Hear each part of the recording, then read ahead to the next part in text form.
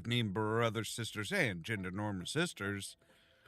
It's time to get back into First Class Escape 2, Head in the Clouds, with me, your host, Ollamh. Welcome, welcome, welcome. Fresh off of a really fun Friday where I basically I realized that I needed to put in an order before the 4th from store. Got it taken care of at like 8 o'clock Friday morning. Scheduled it for 2 o'clock Friday afternoon.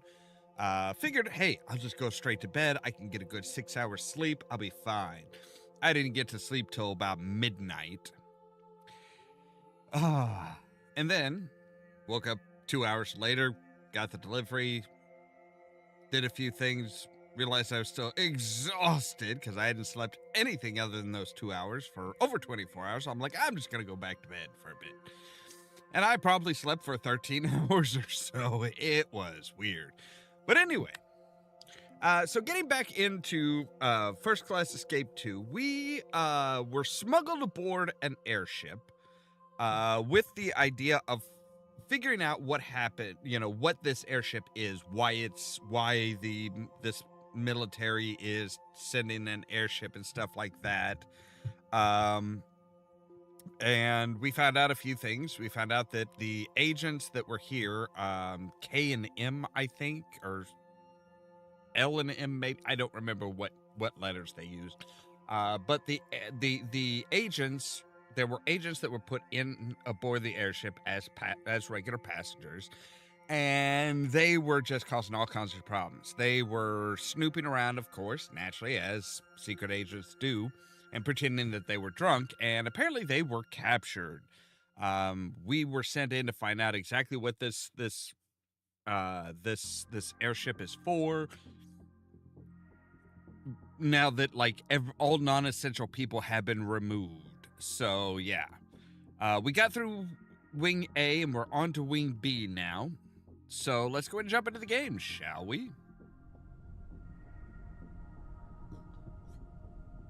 So yes, we just got into Wing B. There are still, there's still one collectible here and some collectibles in the staff quarters.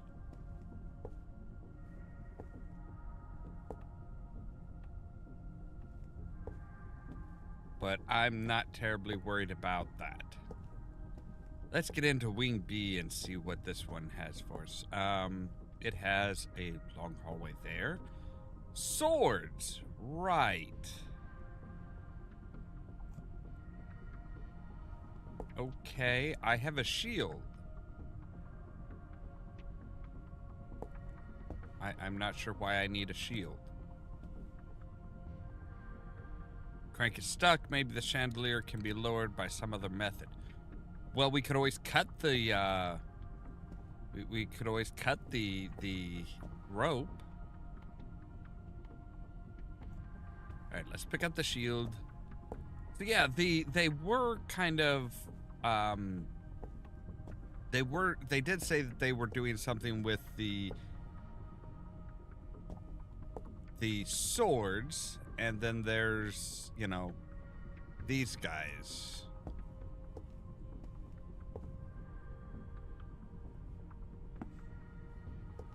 So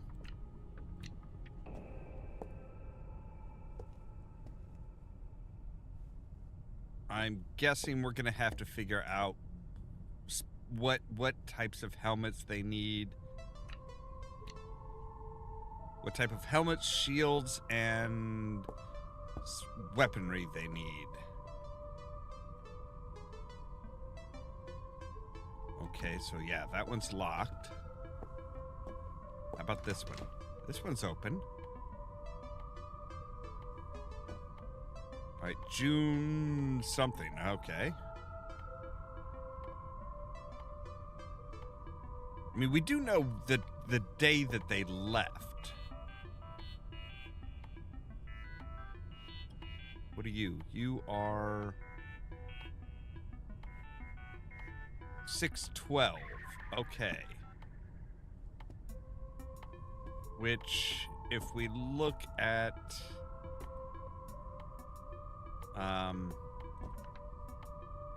right. They have a copy of that. Okay, so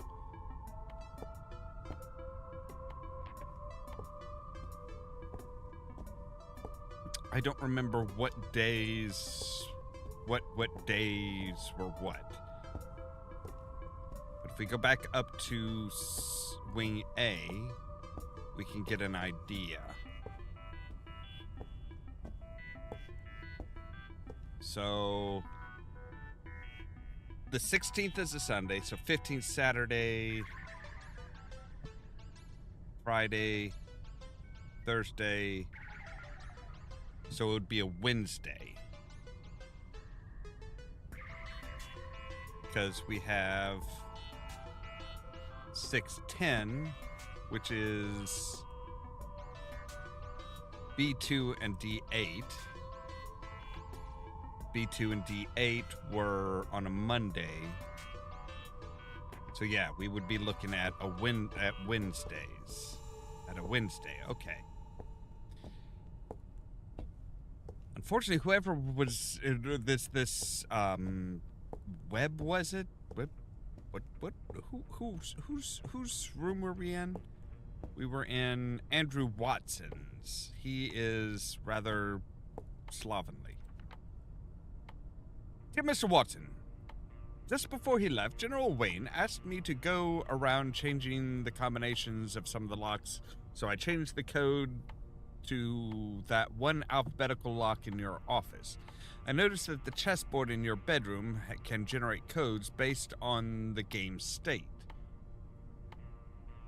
So I used the code from that game you were in the middle of before the assassins were discovered. Right, they think that the agents were there to assassinate the general, which they weren't.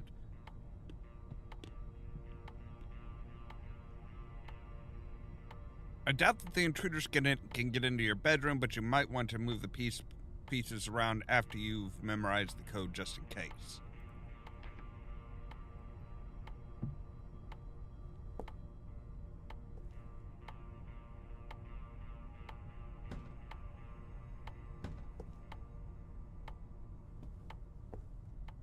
All right.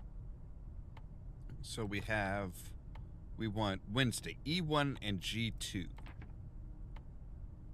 All right.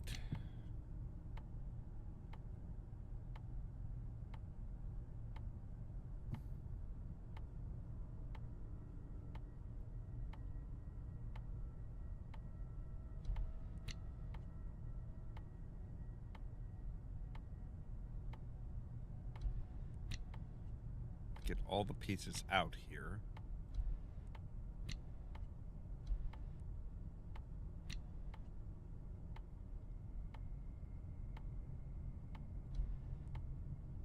All right, what was it? It was... I should probably make sure to get my... I should probably get my notebook out here. As well as my pen. I can remember where I put my... Oh, there it is.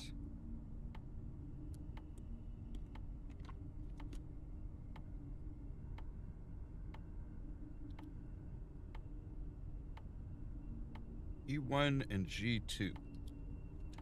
All right.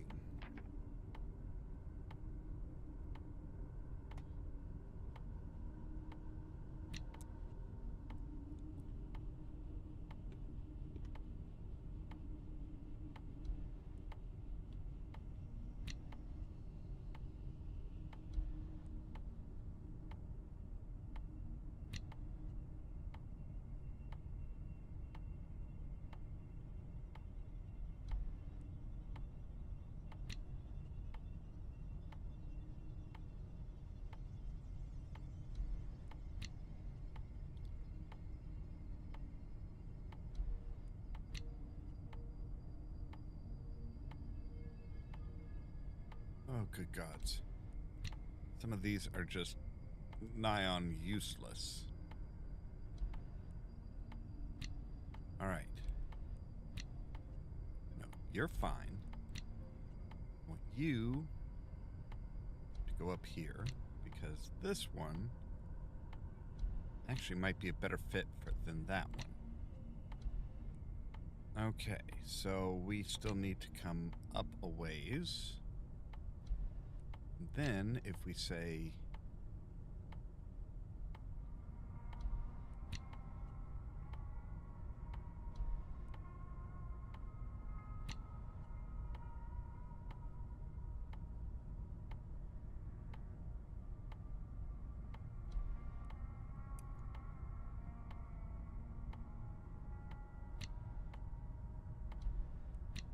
All right, let's...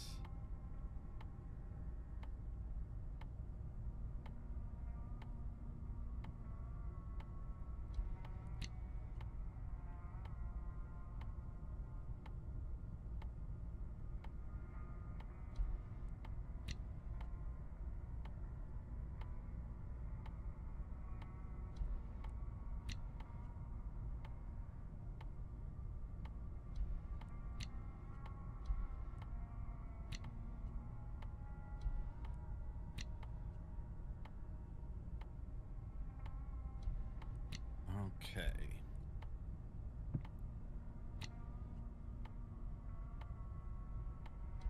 So if we can get something...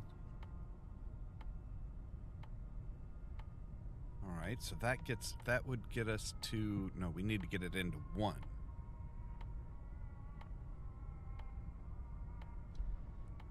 All right.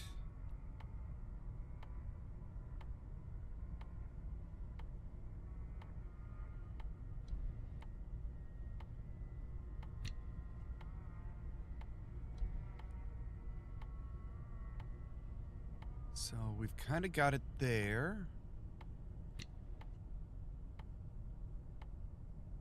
All right, so E1. E1 is taken care of. We have E to 1.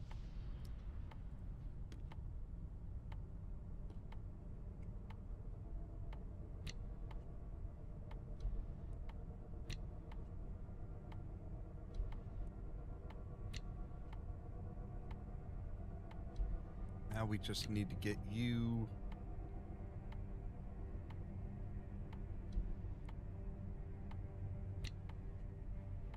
All right, let's see if we can... Is there anything that will be tight enough to get up to E2? I mean, that would be...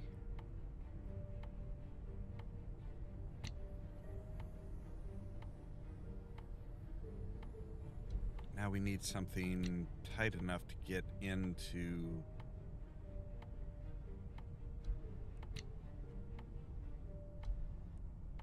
I'm not sure we're going to be able to do it that way.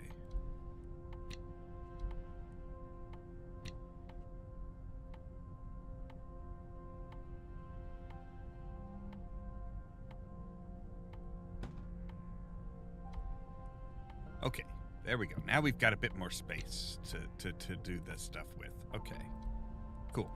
So if we... No, we can't put you there. You there might not be too bad.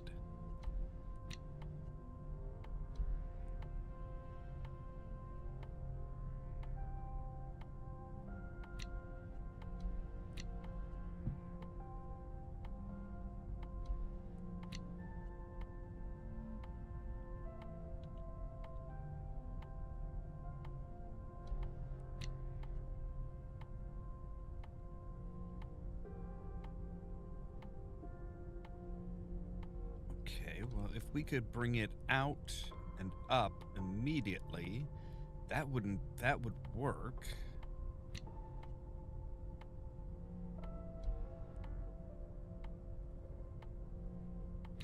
But I'm not sure we're going to be able to do that really. Well, okay.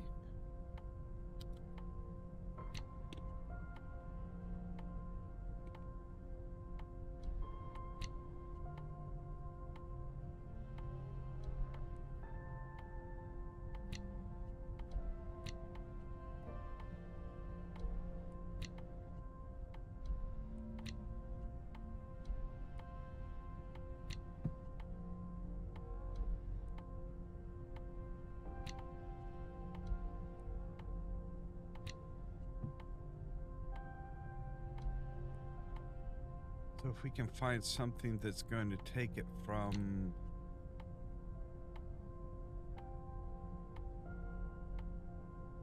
that one up, we'd be good.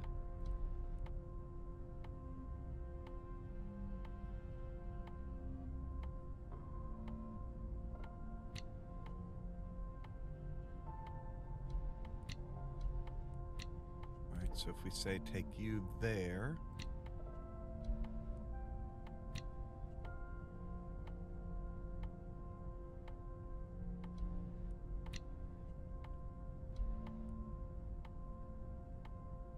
see, but we can't block number 2. That's the problem, is number 2's also got to be available. Okay.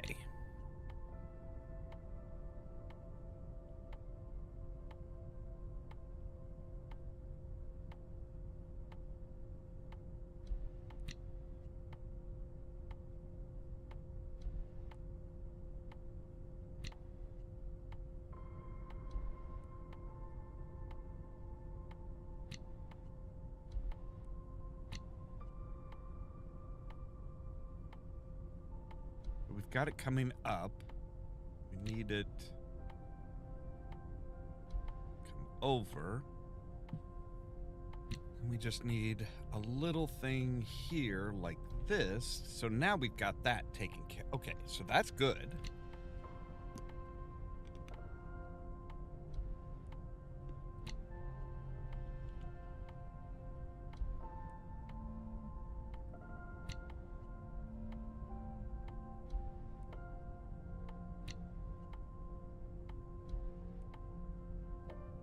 Do we have anything that can get up to the 2, though?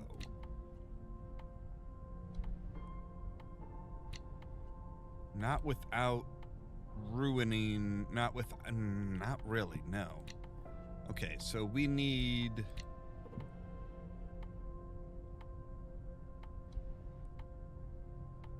you more like that.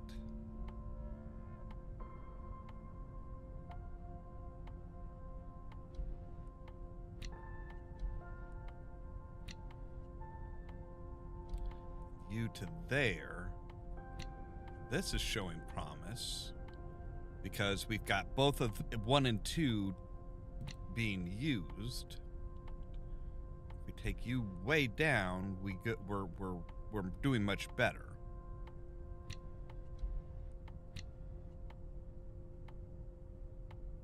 All right.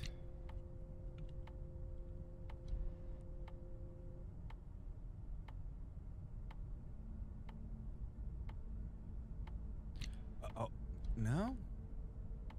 Oh, because that's touching on that one. Okay.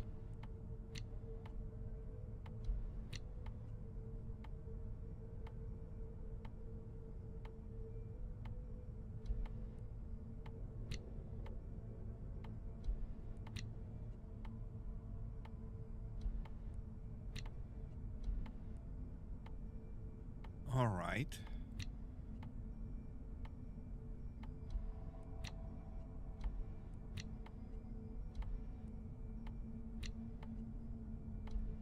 So there, now we just need to say, if we say this one here, eat. Okay, so now we've got the G2.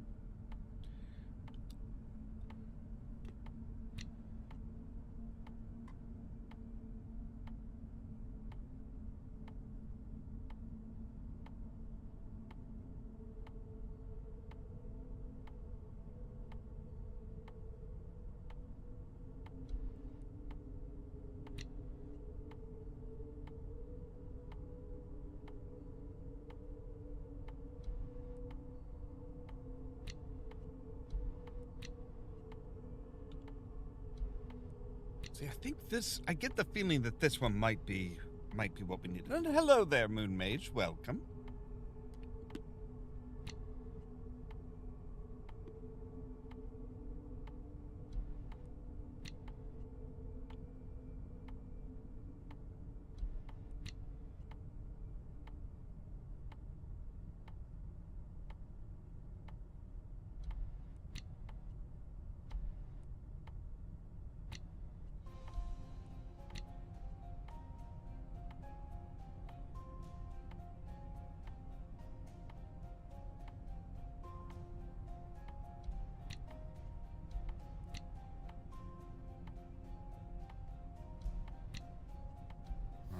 so let's try this one.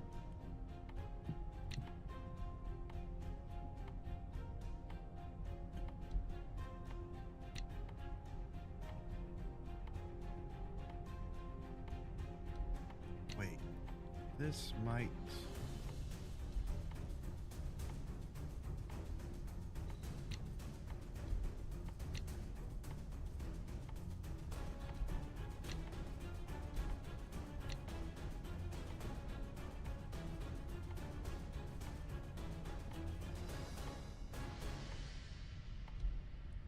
Okay, so we could use this one if we can get this.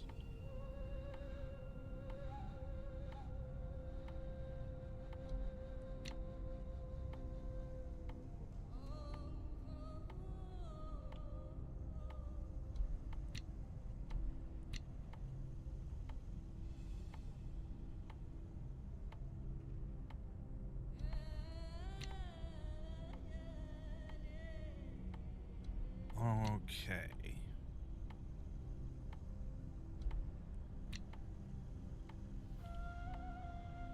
See, that would connect those two. We don't want to do that. Okay.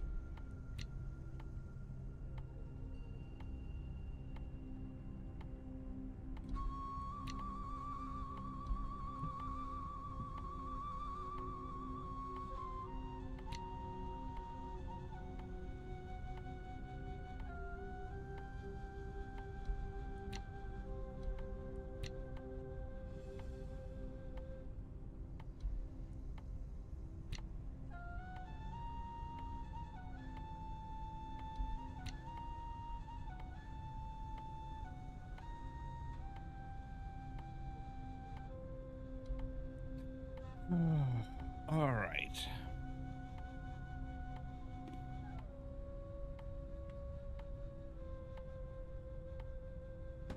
Okay, there aren't any more in there. That's good.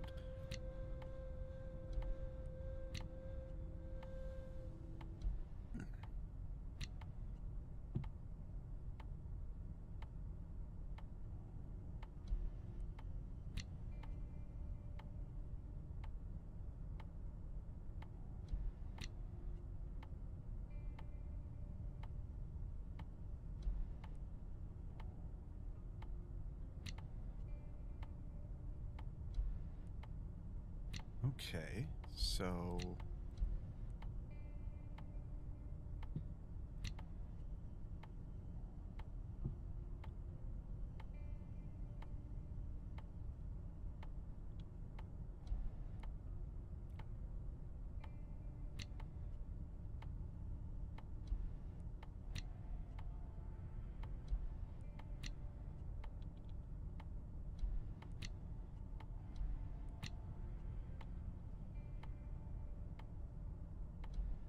Huh.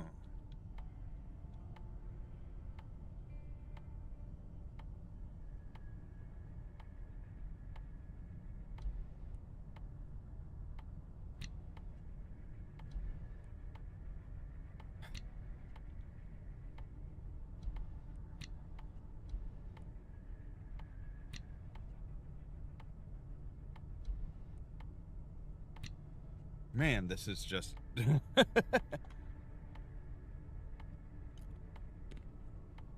Yeah, it really does, doesn't it?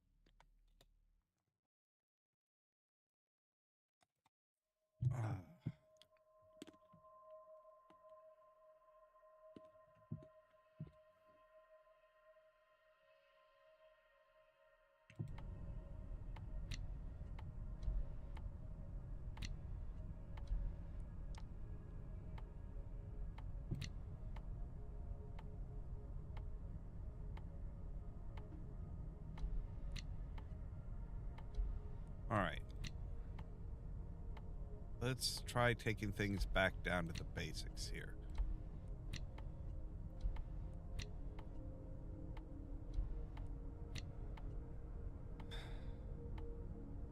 Man, this is just...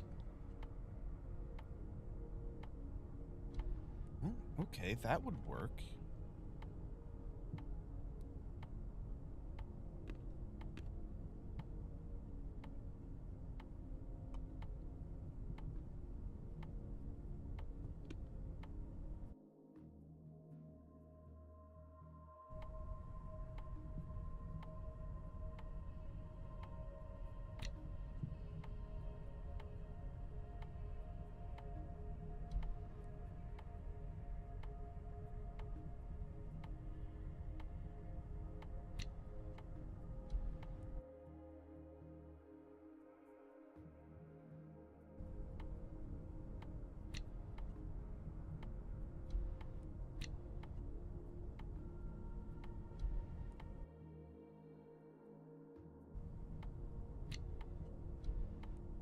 Bring you over.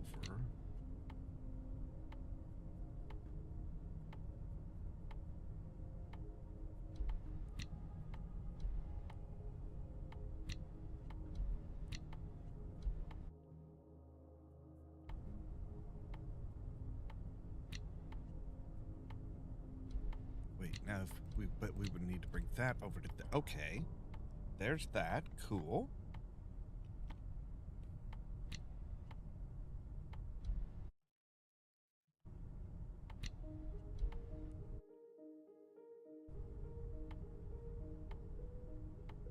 Okay, so we need something to bring this up a bit, I think. Then... could bring that over like that. This one would fit perfectly here. Now if we can have something to get these two like that. There we go. All right. All right. Did some snooping around the B-Wing and managed to figure out the code to the safe in General Wayne's offices 5252. Furthermore, I also discovered that the decorative armors are placed on top of some sort of pressure plates. I will investigate more tomorrow and let you know what I find out. Okay. Okay, so 5252 is...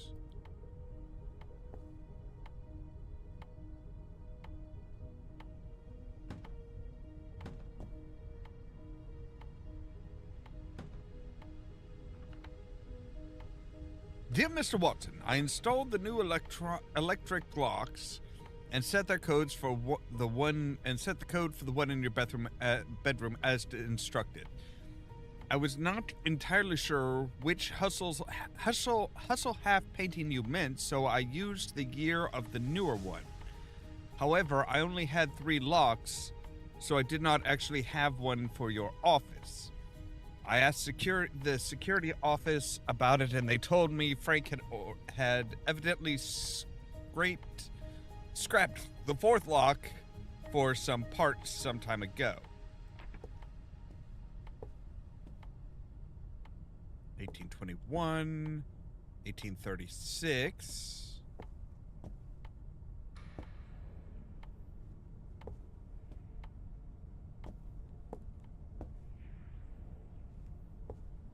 Those are specifically the hustle half. So 1836 is the most...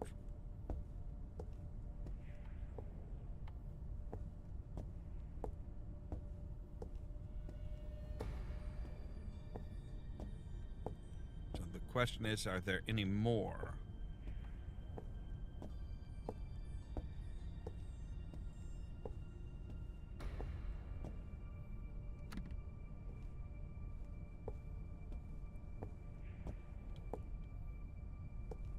All right, so it looks like 1836 is the most recent.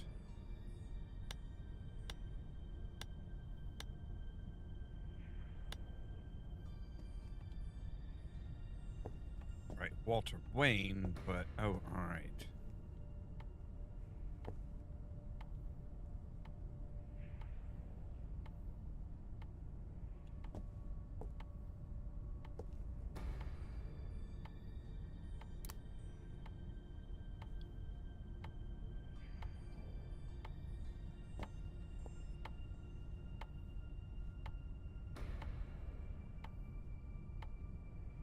you.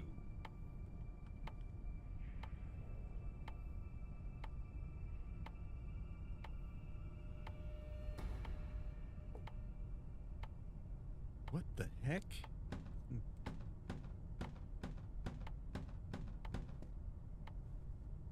All right.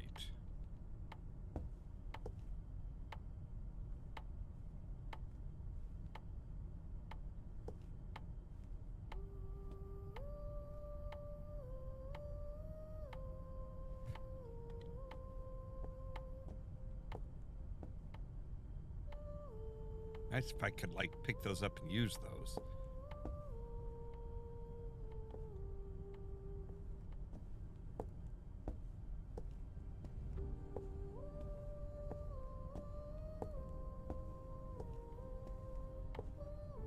Alright, so there's apparently is a chess game that I will need to take a look at.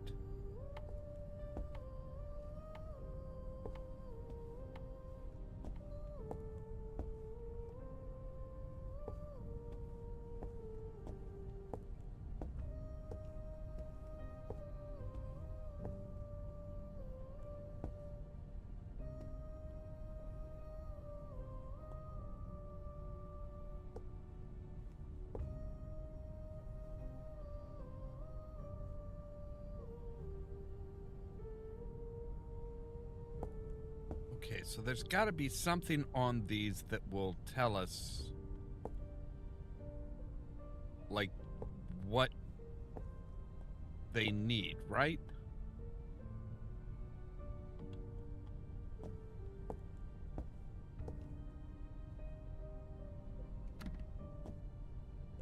They just lock every damn little thing.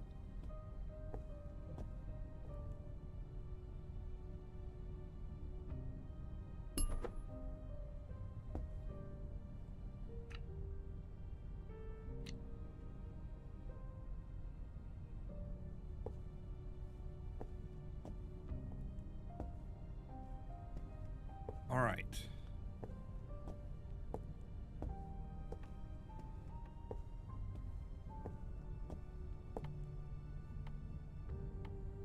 So let's go over things here. I figured out, did some snooping about B-Wing. The code to General Wayne's office is 5252. Okay.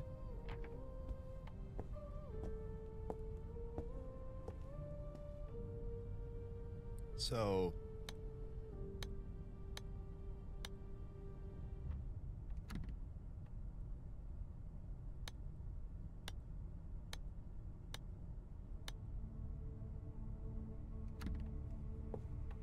You sure about that, bucko?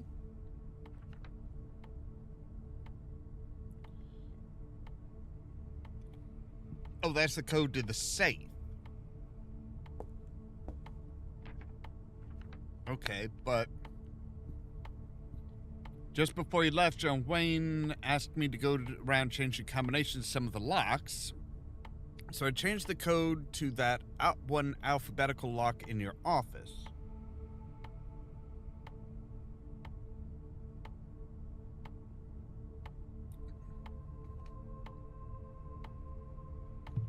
I noticed the chessboard in your room can generate codes based on the game state.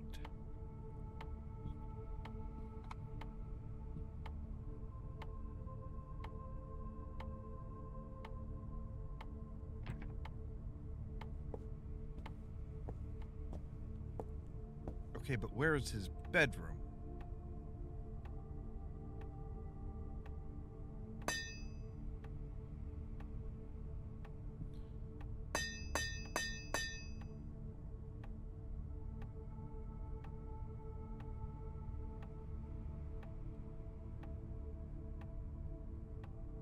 All right.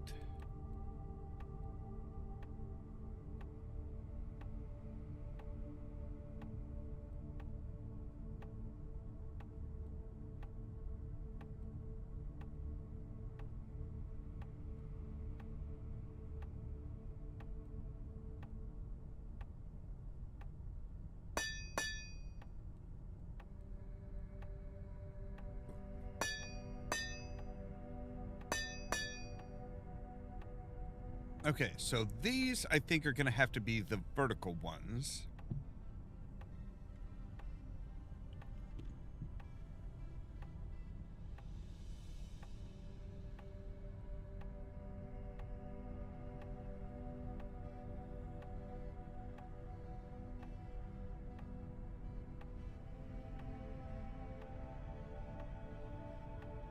So for example, yeah, see, that would work just fine.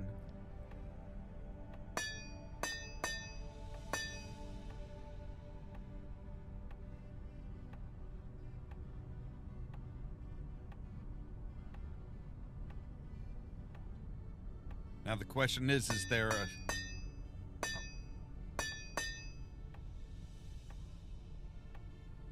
a specific order to them? Like,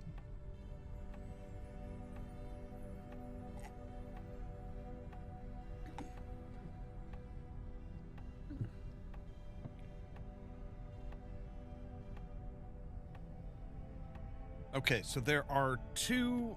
Oh. Okay, so there are two vertical brown ones, which I'm going to take as those will be the ones that need to go in here and here in order to keep that flow.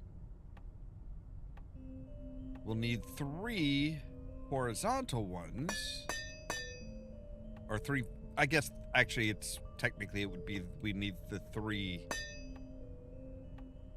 vertical ones up here.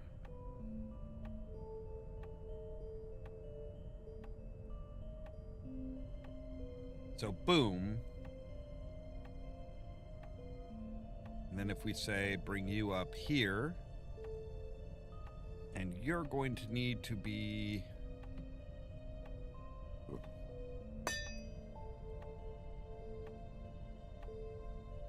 Okay, let's go ahead and move you down to there.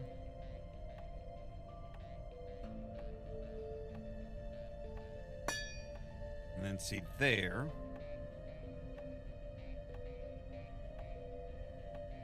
And go there.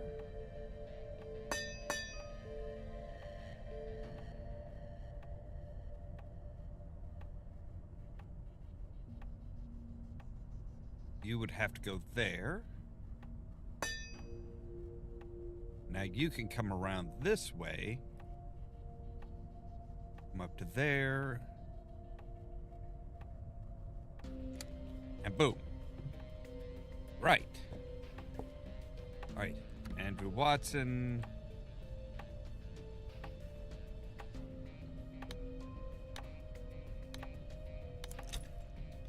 There we go. All right. 1836 was the right one. All right.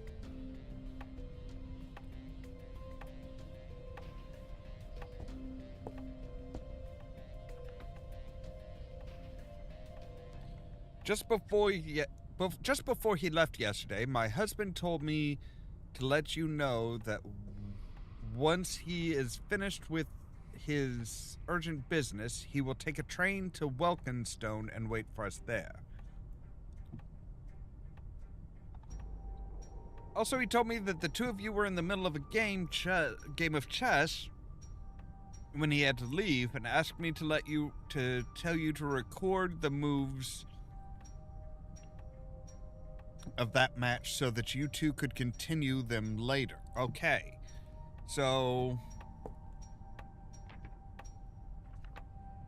C2 to C3. So C2 to C3. F7 to F6. D1 to A4. C8 to B6. B1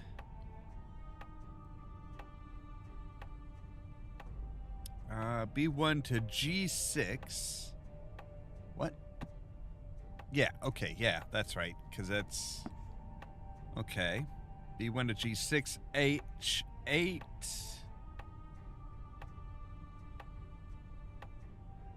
to H7? What?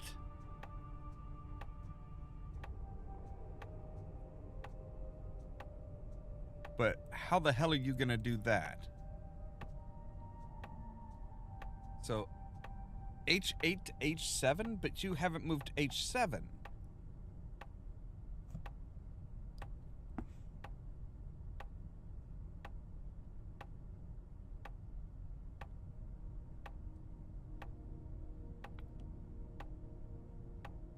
Oh, no, this goes all the way up to H7. Okay, so your so that captures that. That captures that. Right, okay, so, right, up to G6.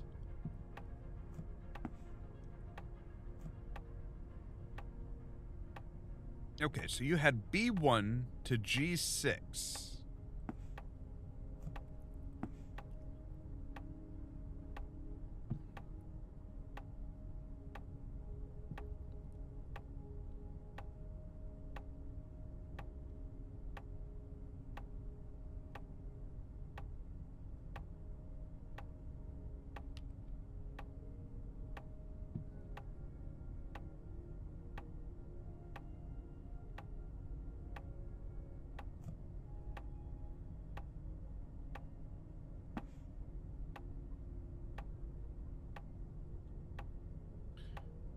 Okay, hang on. Let's get everything back to where it was. Because I screwed something up. I had to skip a line somewhere. Alright, so C2 to C3. F7 to F6. D1 to A4. C8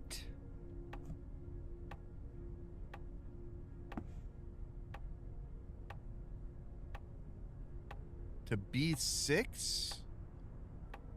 But you didn't move B... Oh, okay. But you didn't move B7.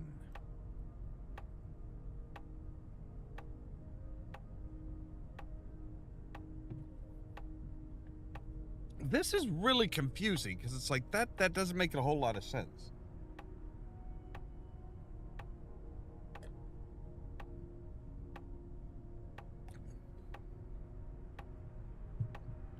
Because, yeah, you do move D1 to A4, which can move because that one was moved. But you moved F7 to F6.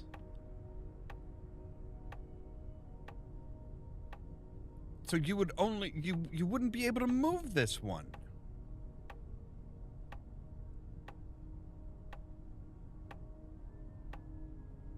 B8 to B6?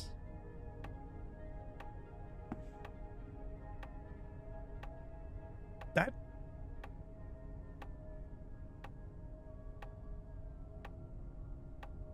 Yeah, C8 to B6 would not be a legal move. That is a bishop.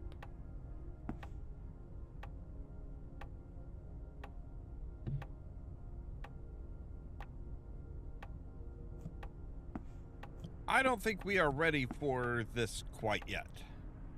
There's got to be more information that we are missing on this.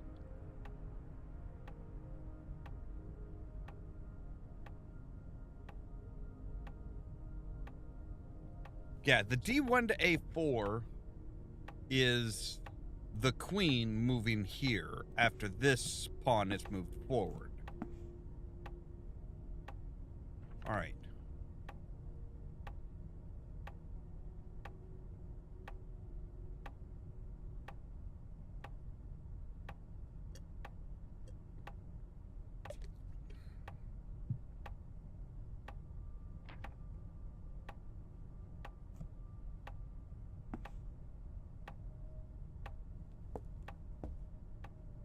All right, let's take a look at something here.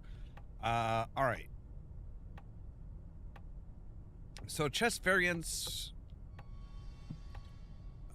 presented in this chapter are designed by the infamous Lord Massius Korplink. Being a notorious sore loser, Lord MK created these variants to increase his chance of winning. While most of these setups might seem balanced at first glance, they have all been designed to give one player a distinct advantage. As such, they are not particularly suitable for high-level play between chess experts, as most of the games are guaranteed to lead to a checkmate in just a few moves.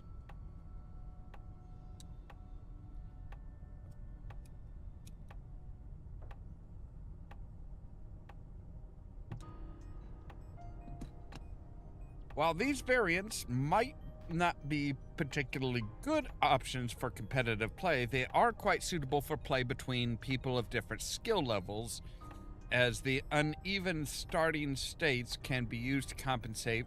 Okay. So we need to figure out what they were at to begin with.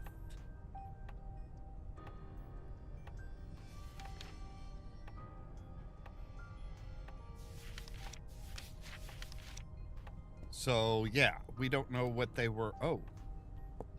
Note to self.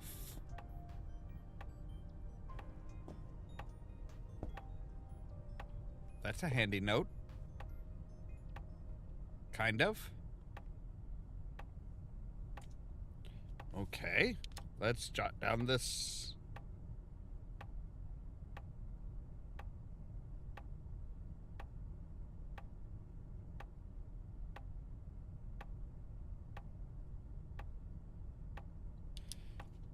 So yeah, I get the feeling we're gonna need to take a look and see what the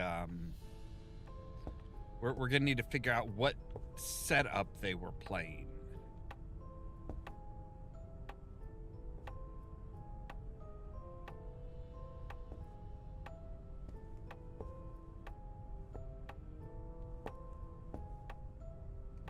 Mr. and Mrs. Wayne.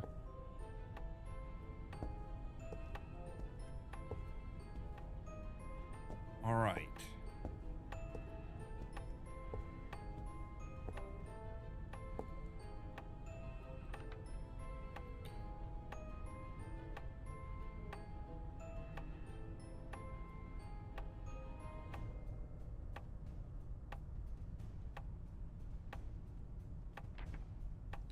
So yeah, they must not have been.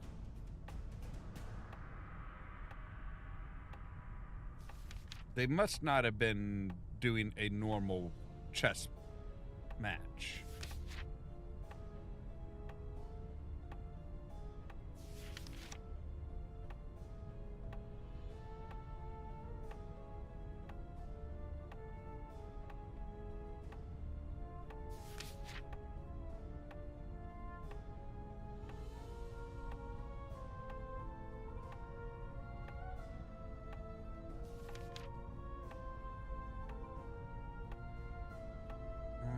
I was hoping that maybe, well...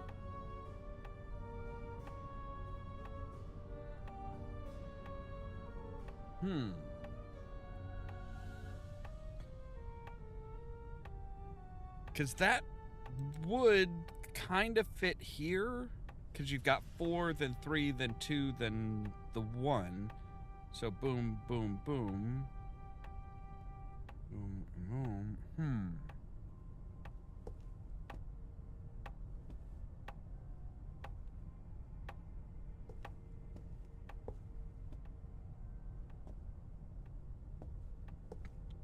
All right. Right.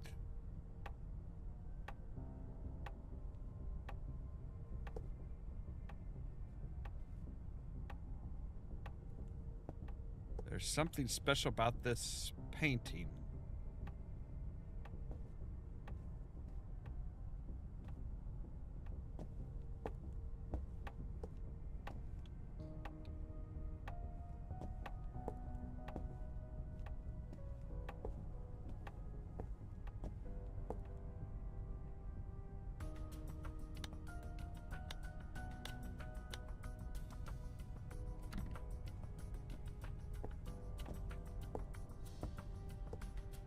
If they left anything like a key here on this now.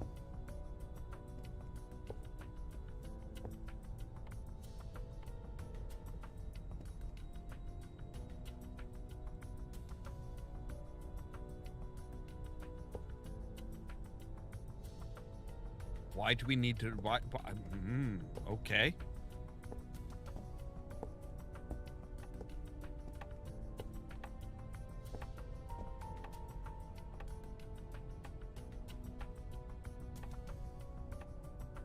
So D1 is the furthest that they would be over.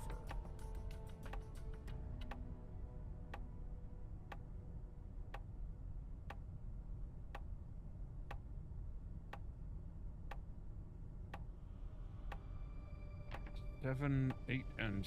okay.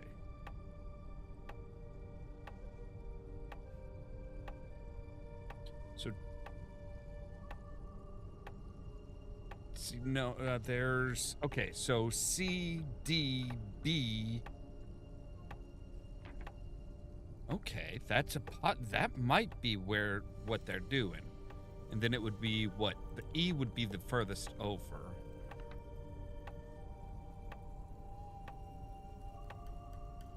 So there's one on C8, though. There would have to be one on C8. See, this one isn't. Now, C8 would be... okay, so we know that C8 moves to B6. So C8 moves to B6. So that one has to be a knight.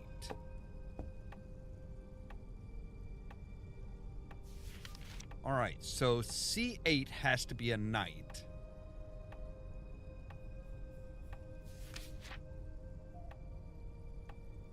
So we can already knock it down to either 2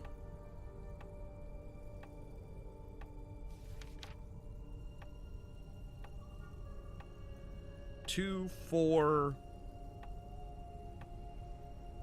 6. Can't be 7. Could be 8. Or 10. Oh, good gods, there's even more. Jeez. All right. So let's take a look and see what we're looking at here. So C2 would have to be a pawn. C2, I'm pretty sure, is pawn. F7 is a pawn. D1 is...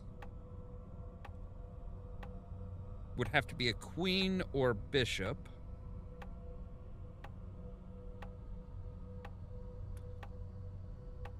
C8 would have to be the knight.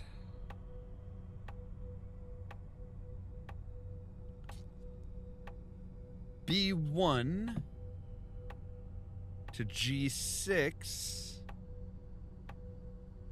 would be a bishop. Okay, so let's see here.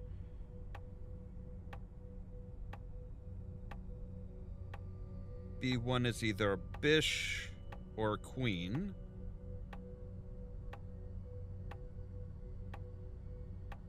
H8 goes to H7. So could be a rook or a pawn.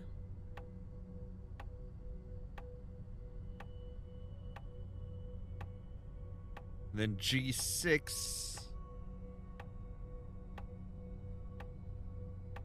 to E8. So G6 to E8 would be, yeah, again, so that would be the bishop or the queen. All right, let's take a look and see what we have as far as this. So, all right, here we have this, but on C2 we have a pawn. F7 we have a pawn.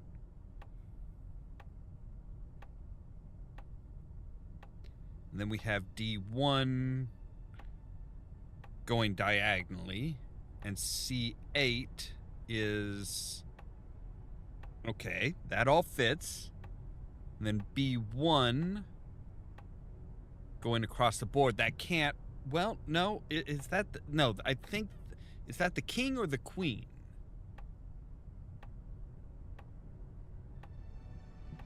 I think the tall, spiky one is queen.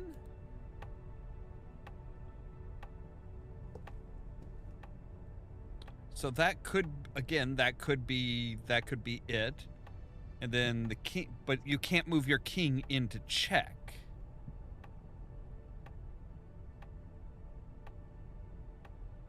So that would remove the H8 maneuver, because that would literally put the king in check if that's the king. If that's the queen, then this one can't move across the board. All right. So let's take a look at this one then. C2, F7, D1.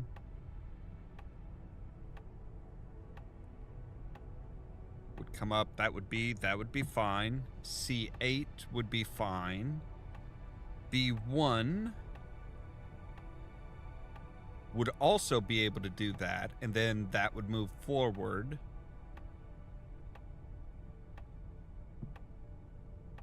Because that one's just a pawn.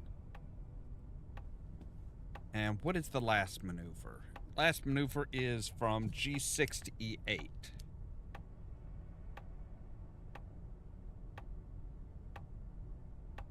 So that would negate...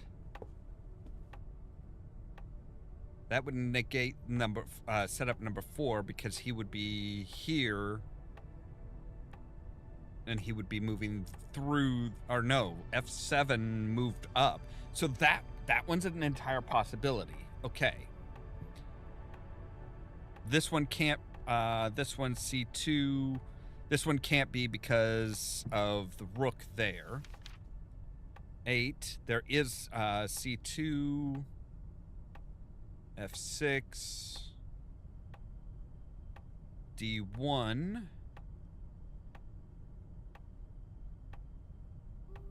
But see, E2 would be in the way.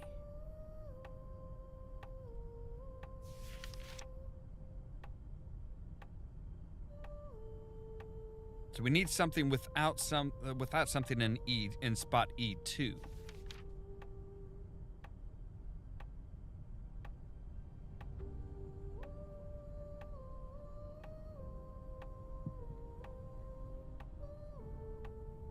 Again, B1 needs to be a bishop or queen.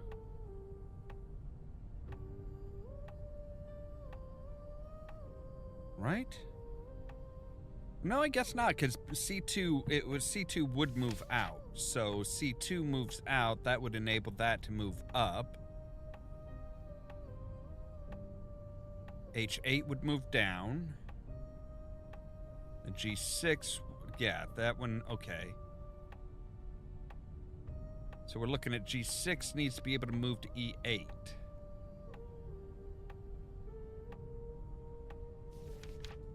So C2 to C3, no problem. F7, yeah. I guess F7 would be out of the way, so it could. So this one would technically work.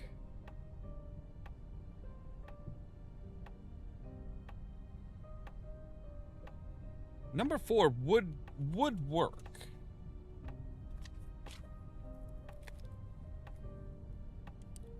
So if we say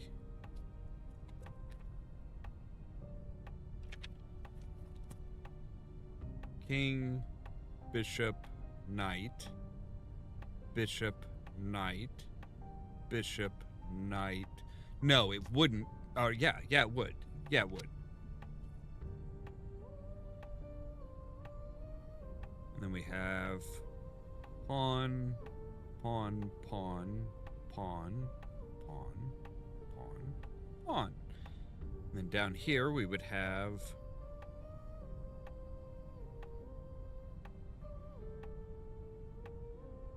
a whole row of pawns. We would have the king, bishop, knight, bishop, knight, bishop, knight, bishop. So do we have 4 bishops and 3 knights each?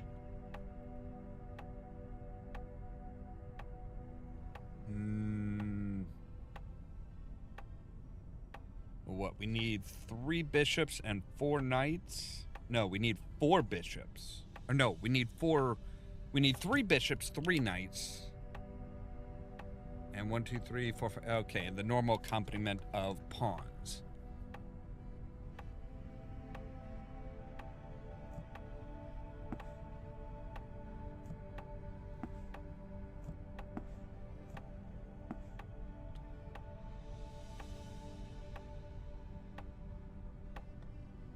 So we don't have enough bishops.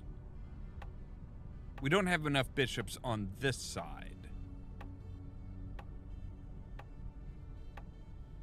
All right. So it can't be that one. So let's look at 6. 6 can't happen because, well, let's go through it and see. Let's go through it and see. We would need 3 knights each. 3 rooks. Now see, that one doesn't have a bishop here. Bishop needs to be in B1, bishop or queen. All right. Bishop and bishop, but there's nothing, okay. 2 bishops, 1 knight, okay. So there, yes. F7 there, yes. Bishop across to here. Pawn down. C8 has a knight. Cool. Then F7's moved, so that would move in.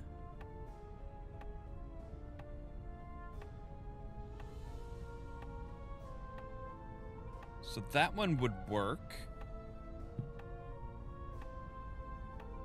That one looks like it would work. So let's try this one. So pawn, rook, knight, king, knight, empty space, rook, pawn.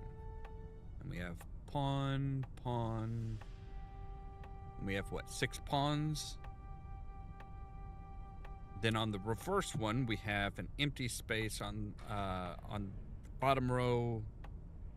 We have a bishop, pawn, bishop, king, pawn, knight, empty space. 2 empty spaces. We have a pawn, a rook, and a pawn. All right. Let's try this and see if we can get this set up right. So you have... So your rooks need to come out. You need a pawn here. Right? Oh, hang on. So pawn here, rook, king, knight, king, knight, empty space, rook, and a pawn. And then pawns all across there. And down here we need these emptied out. That's an empty space. This one needs to be a bishop. That would be a pawn. Your other bishop, king, a pawn, a knight, and an empty space. Then we have 2 empty spaces, pawn, a rook, your other rook, a pawn, and there. All right. So now, if we say C2 to C3, F7 to F6,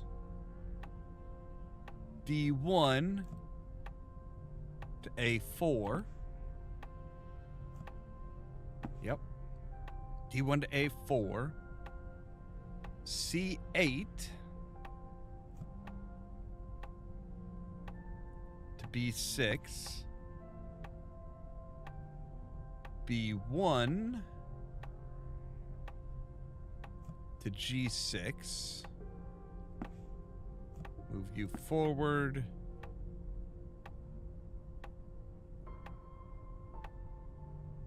and then G6 to E8. All right, and that has us the code of CDA HJIEG.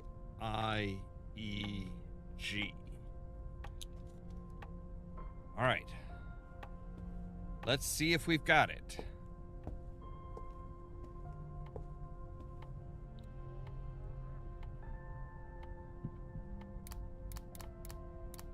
C D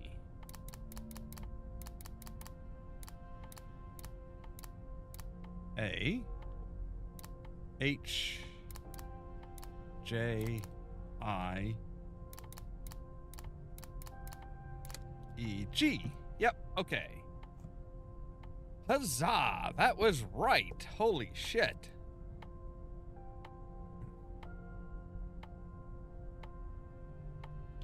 All right. Overview of how the nation of Mirmarsk. Overview of the nation of Mirmarsk. Mirmarsk was a small nation in the central Prutroa. Much of it consisted of dry steppes and rocky flatlands. Due to this harsh natural environment, much of Mirmarsk was unsuitable for the raising of livestock. Mirmarsk extended to the northeast, on the northeastern side, all the way to the river Binks. On the southern side, there was plenty of forest in the border area between... Okay. Throughout its history, the nation of Mirmarsk was almost always at war with at least one of the neighboring nations. Okay. Due to this frequency of the wars, Mirmarsk was constantly using much of its resources to maintain its military, as well as paying for their mercenaries. The bulk of Mirmarsk's military was of heavy infantry. They were generally much more heavily armored than their counterparts, with even normal infantrymen having access to full-plate armor. However, they were notoriously weak against heavy cavalry, which their enemies, including particularly Horbensos, used in increasing amounts as the years passed. So in addition to their main military force, Mirmarsk also employed a lot of mercenaries. Okay. Oh my god, are you fucking kidding me?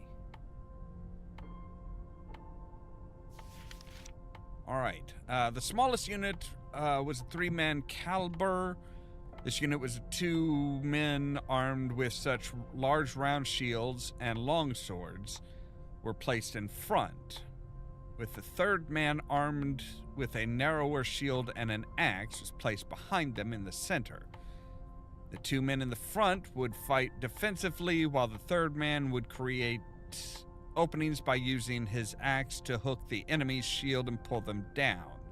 The 2 men in the front would take advantage and strike the enemy. Okay, 2nd unit was known as a Kaloto, which was made up of 10 caliber units.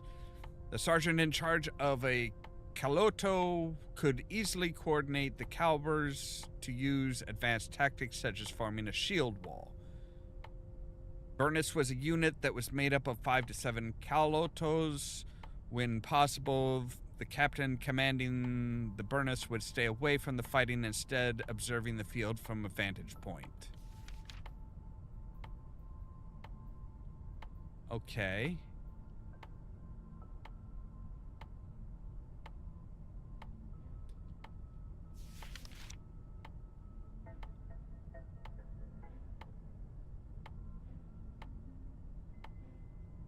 All right. So, okay. War helmet, peace officer helmet, soldier helmet. Okay. Let's see here. So the largest unit of their army was the Ures, which was made up of 10 Burnouses, 1 to 3 Limeresses, and a few hundred mercenaries. Oh my god, this is like so much fucking information.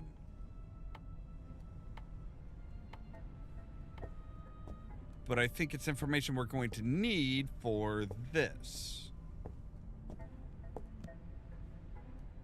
Sir Mammon, Sir Massey, Sir Calesti. So we know their names, but we don't know their ranks or what they were in. Like, were they peaceful? Were they soldiers? Were they officers? What?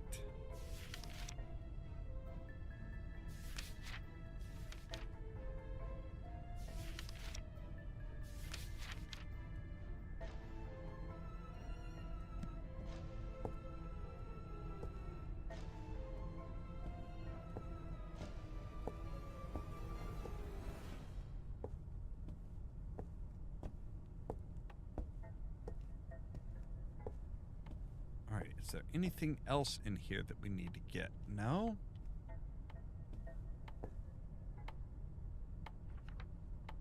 This was him telling, right. The safe in General Wayne's office. Before he left, that's right, I changed the code to that alphabetical one. Okay, that's cool. Installed new electronic locks and set the code for the one to your bedroom as instructed. However, I have only had 3 locks that, so I did not actually have one for your office. Right, so that's why this office was just unlocked.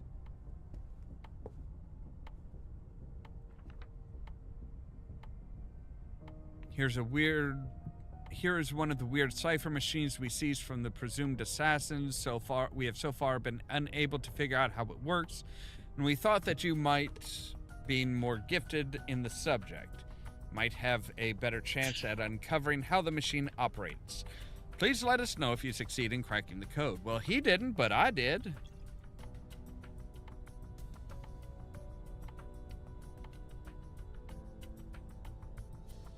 Because I's apparently smarter than him.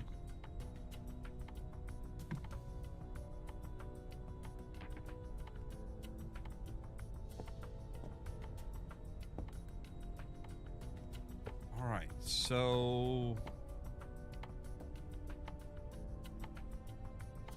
yeah, I'm really curious about, like, why is there something there?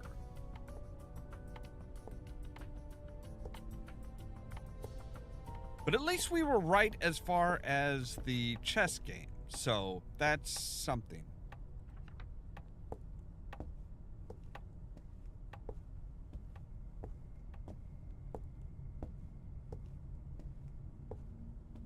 Let's see, there's 7 of those, so that's not right.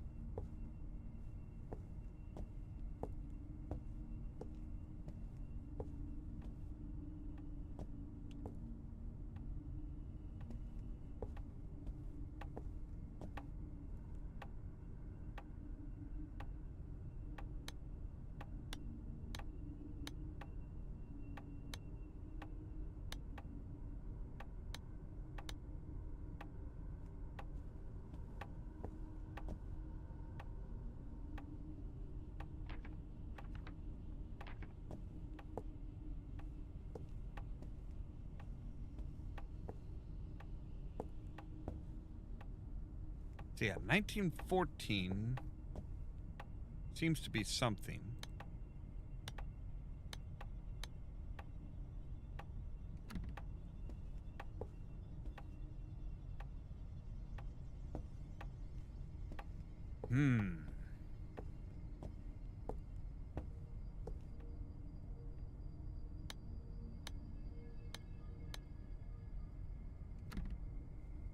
Nope, still locked. Okay.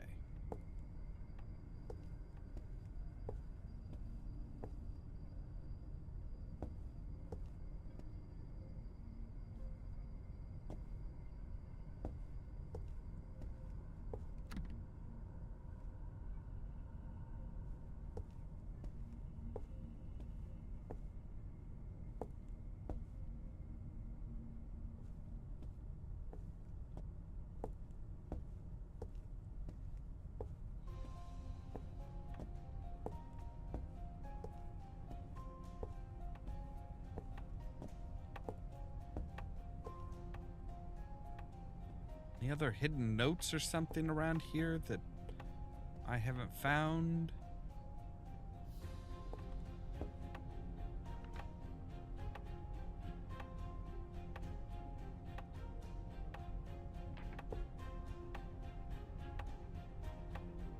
Oh, okay, so we could move from...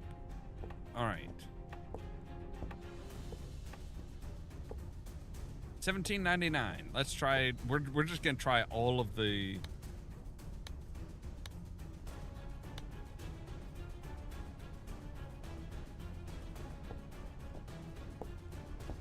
We're going to try, like, all of the painting years.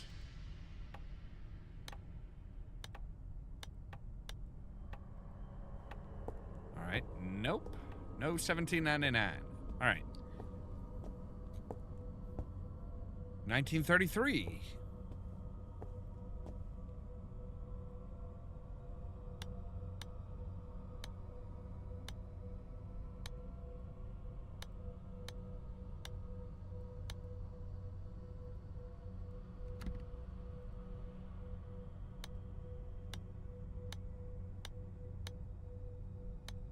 Nope, no click. All right.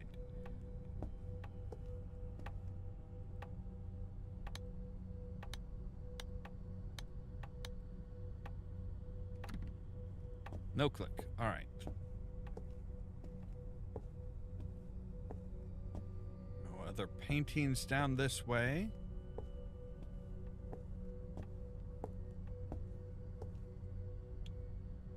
$1921.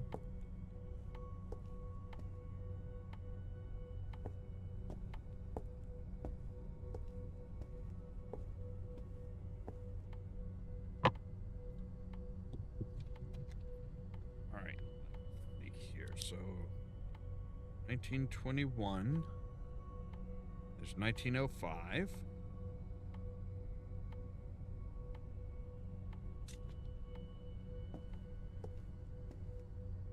So 1915.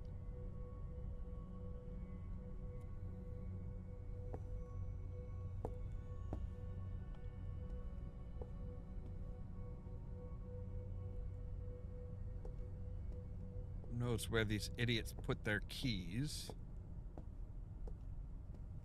They put them down. They put them pretty much everywhere, so. All right. Let's try some codes.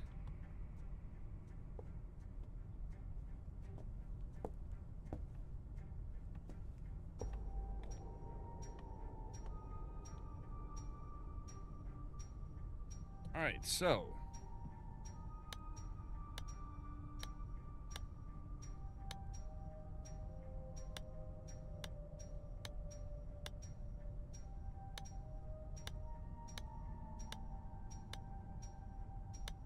Nope. None of those worked. Okay.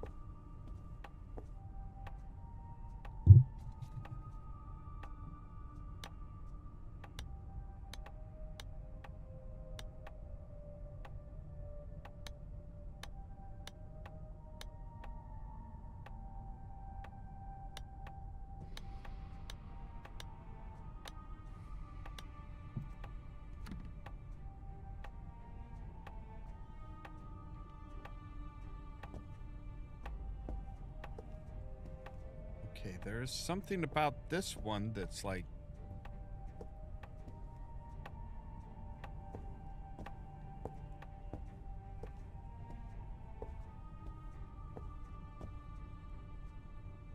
These statues look very suspicious.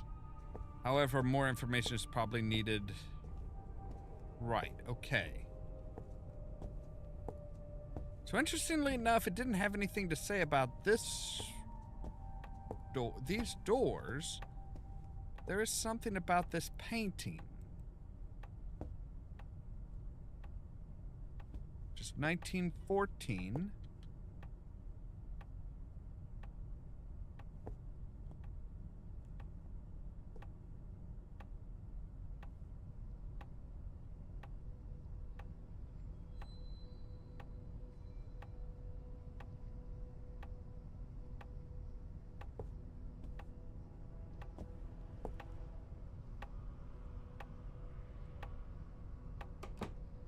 Anything behind the door?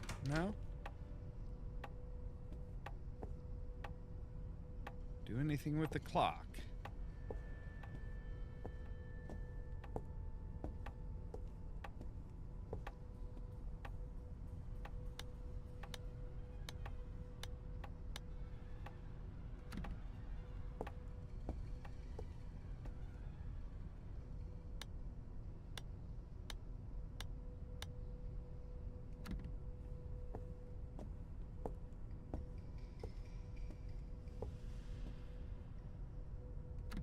The storage closet is locked.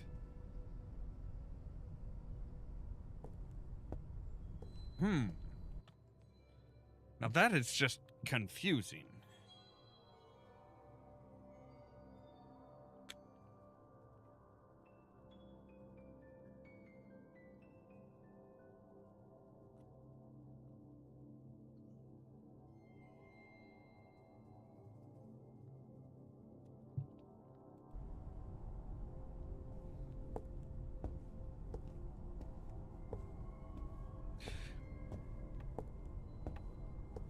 All right, let me get this. Let me take this note here to his office. See if there isn't something like some books or something. Can we no, can't do anything there. Oh, that metal box on the side. So if we say, yeah, all right. Dear Mr. Watson, I thought I should let you know that the code of the new electronic lock to my office is 5072, so if you need access to any of the documents in my room while I'm gone, you can just help yourself. Also, the same code also works for my bedroom. I'm sure my wife will probably forget the code, so now you know in case she comes. Right, 5072. All right.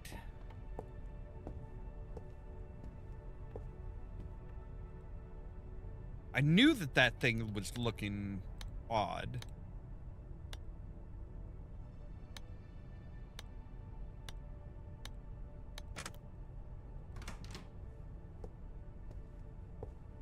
Okay.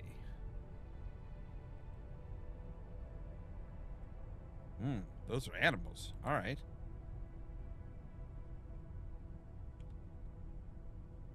Paintings bought at Hollisworth.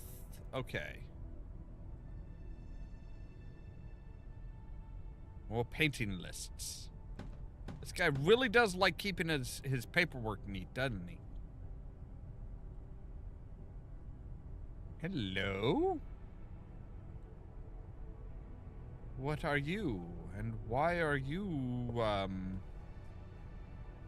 what is so special about you?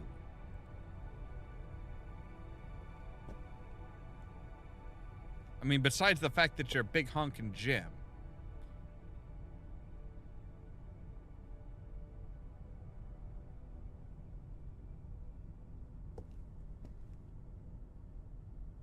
So many books.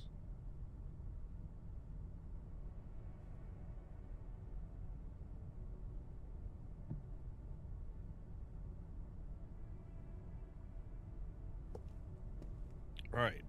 Well, let's go ahead and go and open up his bedroom as well.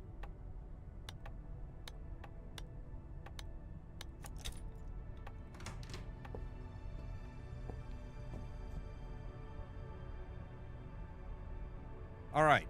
Involvement of the Knightly Order of those guys in the final that war.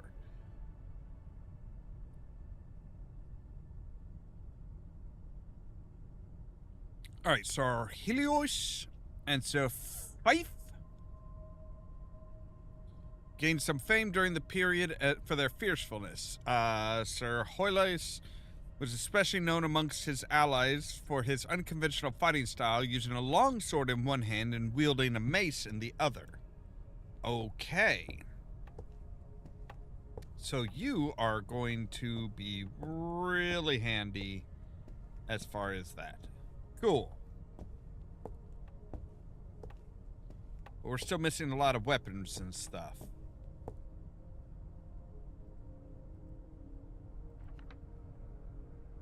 My dearest wife, I apologize for my hasty departure, but unfortunately something important has come up and requires my immediate attention. I stored some of our things in the hidden safe in my office. The code to the safe is the same, but I had Robert replace the outer lock with a new one that has pictures of animals instead of letters.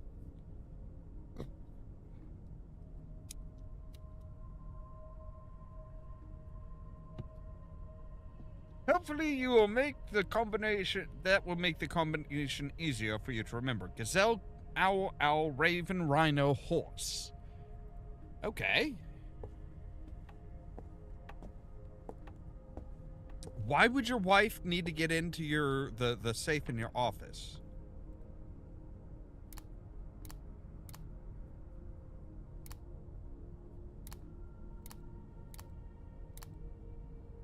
Gazelle, owl.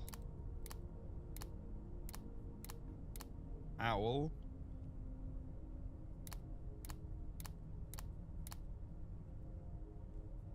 Right? Raven, rhino, horse.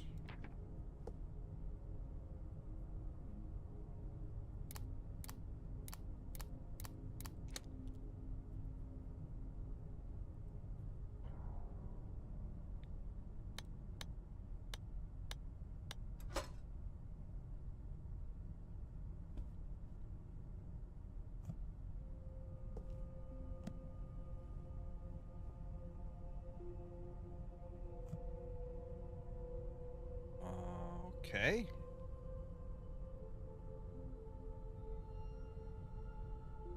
We have a very shiny coin and a lantern.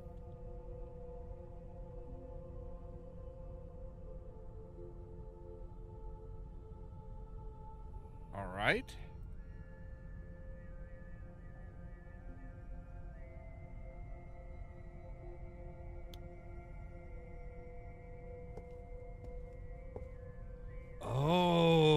Oh, wait a second. There's something on here? There is a V. Okay. A 3, or an 8, rather. Okay.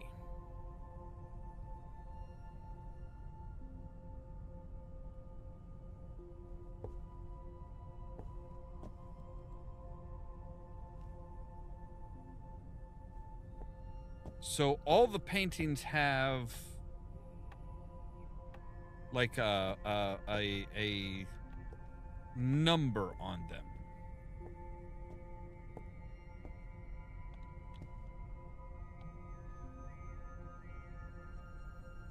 All right, let's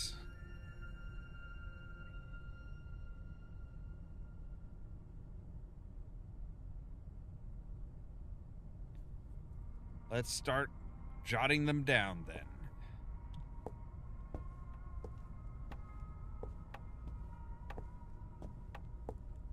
Okay, so 1914 is 5.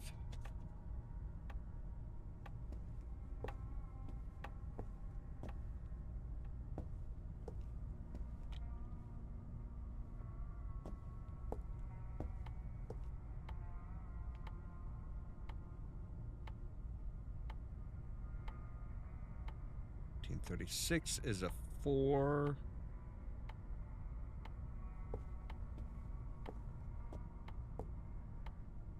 Seem to be anything on this one, or this one, or this one, or that one. Ah, but you see, that one's got one. So 1915 one is a 3.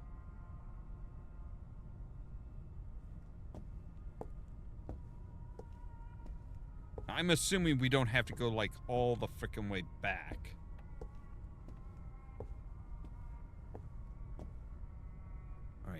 1933. It's a 2.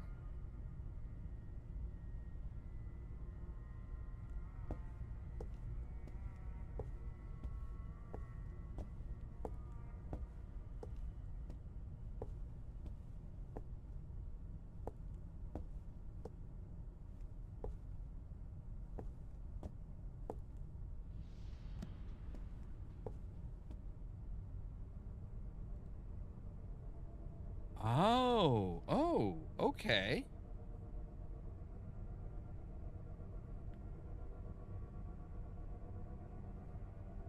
So 1915 is 3, right? 1836 is 4. 1914 is 5. Okay. So the 1914 Mekalo is 1.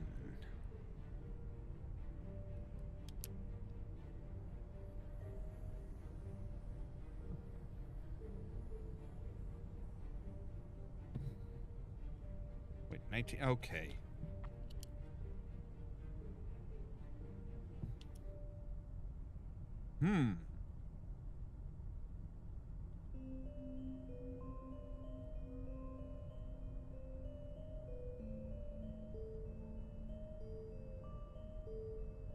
All right, so let's see here. 1914.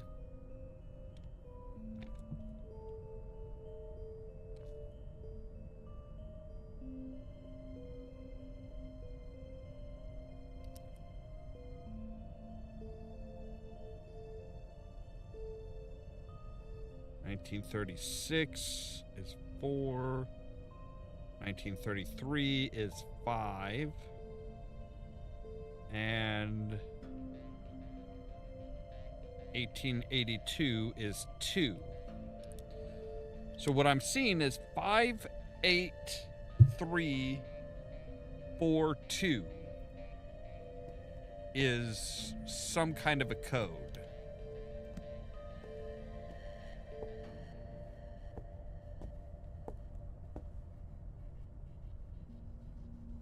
But a code to what? That's the real question.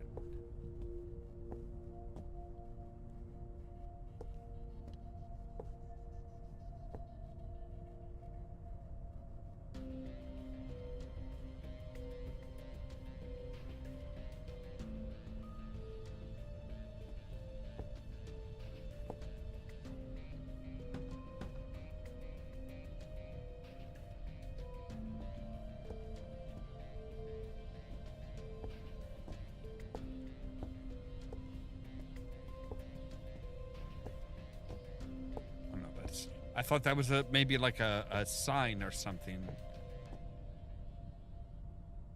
You don't have a pad.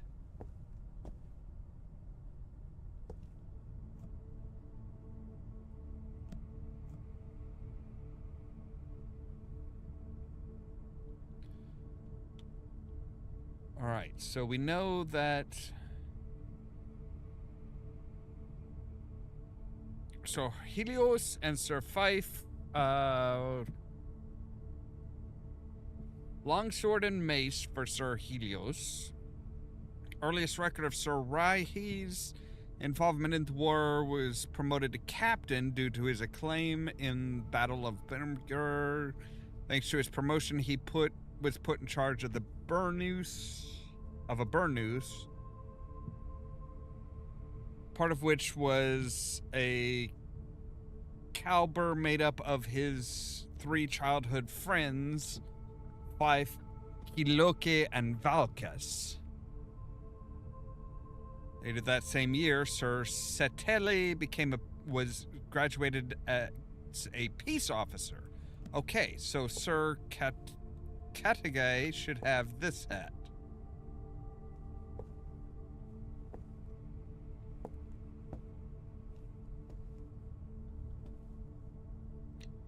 So you need the peace hat.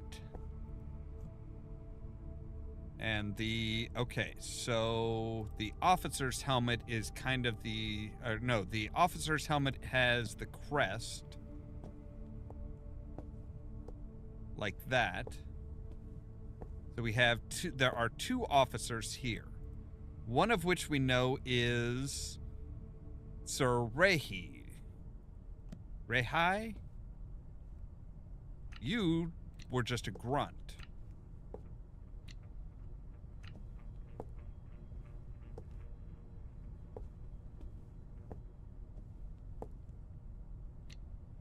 Alright, so you should have that. And Sir Fife.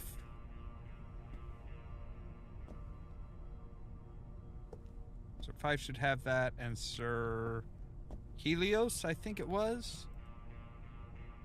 No. Okay, so Velkakis? Kolike?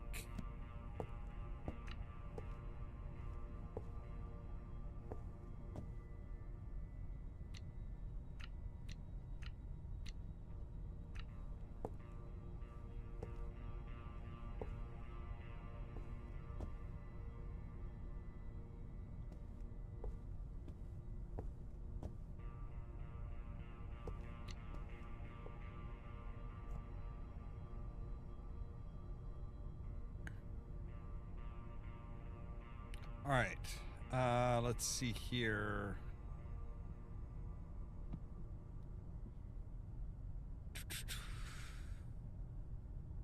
With more, okay. This desperate situation, Sir Rehi took charge. Through the thicket of force, using the force for their advantage. Forces managed to escape their enemies. According to records, Sir Velkakis died in the initial ambush.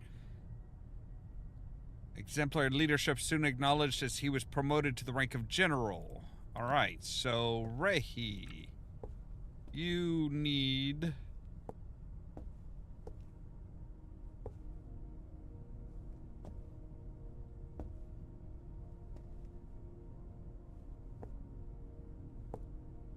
So Rehi's got that, right.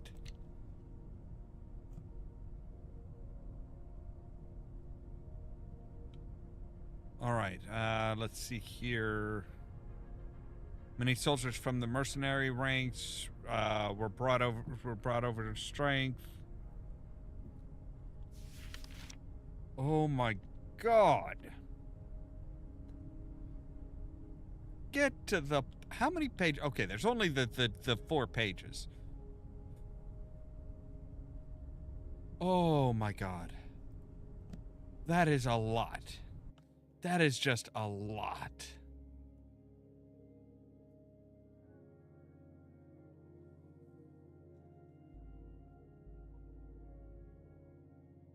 That is a lot.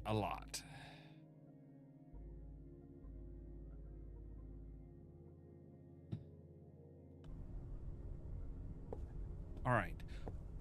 You know what? You know what? We have a coin.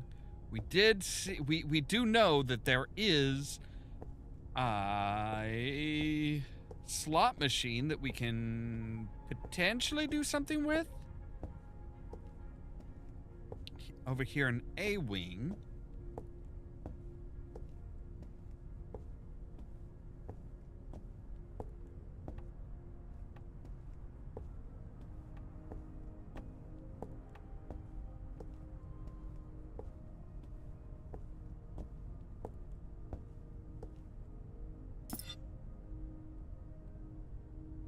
Device doesn't seem to be operational. Okay.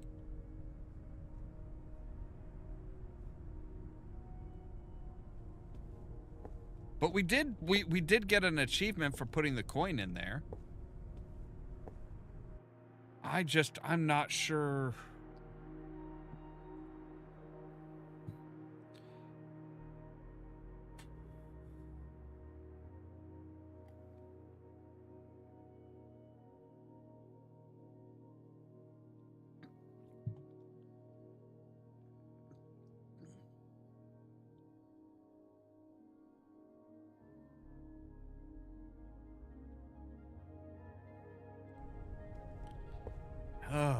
My God.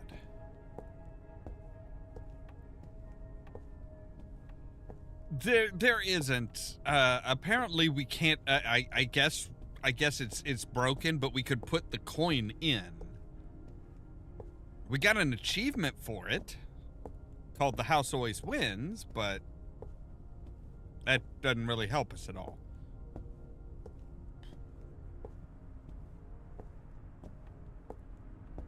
All right, let's check and see. Somebody's got to have a key to the. A key to the. Somebody has to have a key to the. Oh wait, is that a drawer? Yes, it is. Aha! Dear General Wayne, the security office asked me to temporarily move all of the decorative weapons into the B-wing storage closet. They also told me to give you the key to the case if you need it. I was trying to pick up the key. Yes, pick up the key. Thank you. Storage closet.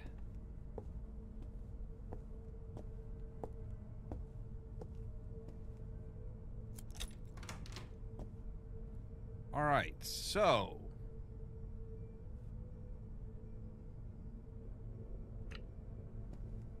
we do know that this guy had an axe in one hand and a long sword in the other. All right, being promoted to the rank of general, receives a red cape. Okay, soldier's sword, war officer, peace officer, high peace officer. Okay. So, a very simple thing like this would be this guy.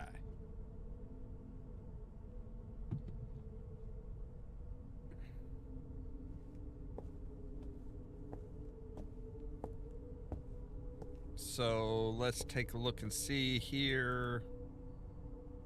So peace officer has a rapier or a saber.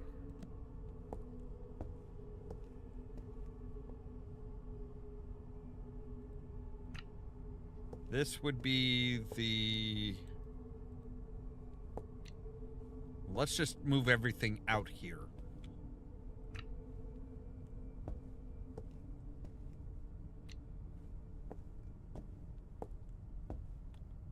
All right, there is the rapier.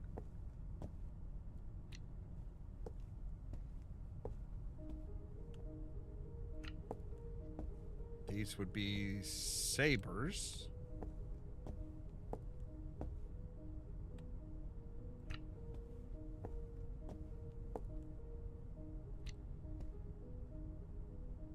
I think one of them is a saber. Okay, so the decorative hand blade would be a high peace officer. Not sure what the heck that one is.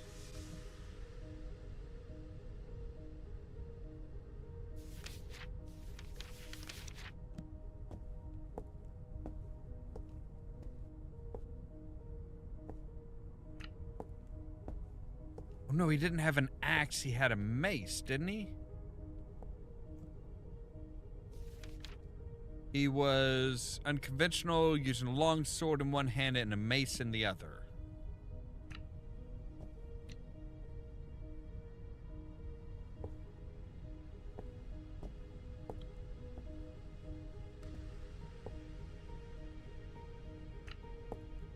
There's a standard sword.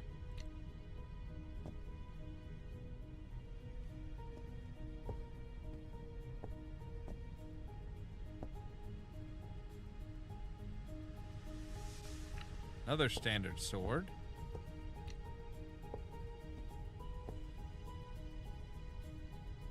There's a dagger.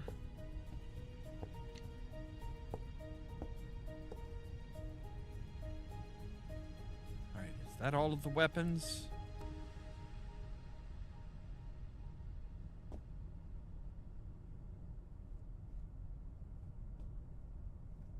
Looks like I got them all. Okay. Where did I put the... Oh, there's the mace.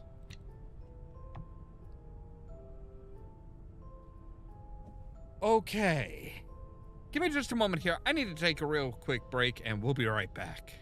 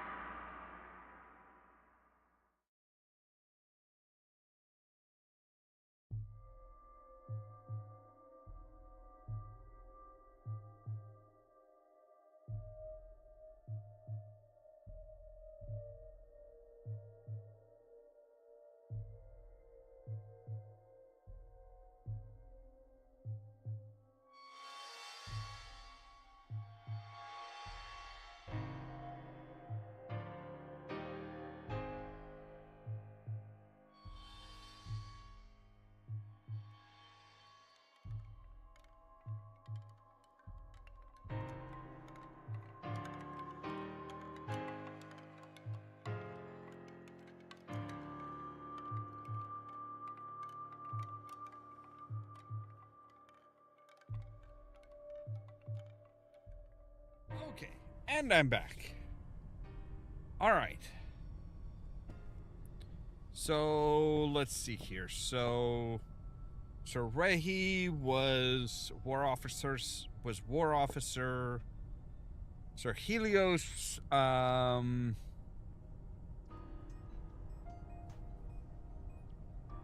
was just a regular guy. So, I think he would need the flat helmet. Sir Satatelli was a peace officer, so he would have like a plain round. So he would need the rapier.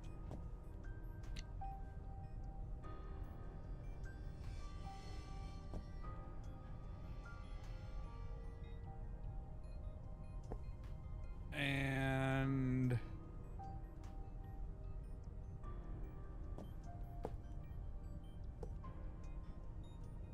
so yeah, Sir Cersei would be okay there. Now Sir Kolke was regular soldier, so he would need a regular soldier's sword, which is just like this.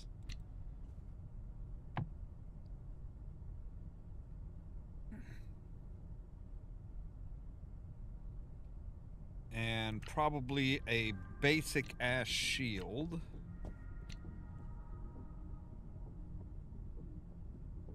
All right. Who are you? You are Sir Rehi, who you were a general. You were like a, so I would guess you would probably want a decorative shield, much more decorative shield. And probably you would need like an officer's sword. Sir Helios, you are a basic soldier, so you would need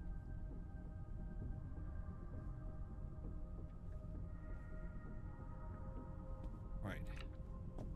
You will need that. You were a basic soldier, so you would need a flat top, did you use some special kind of weapon?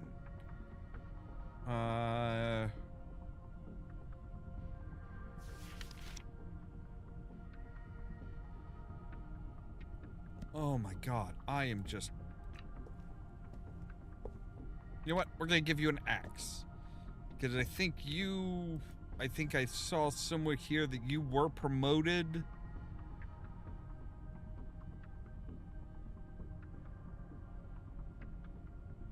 Ah, yes. See, reportedly, Sir Helios was killed by an enemy who seized his axe and used it to strike him down. Okay. All right. So, yes, you do get the axe. You are the only one with an axe. All right. You are Sir Fife. Sir Fife would need, flat helmet. You will probably also be the other soldier, basic soldier thing there.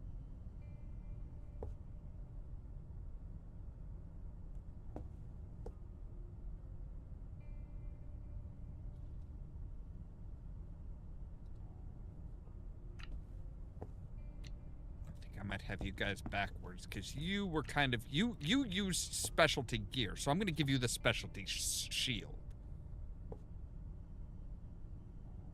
All right. Now we have Sir Mammon. I'm guessing you had to have been like a higher up, right?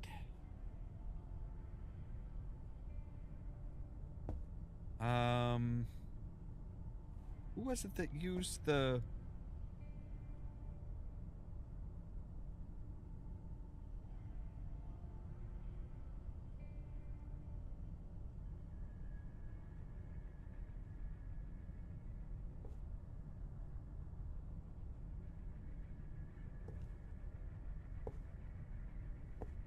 All right.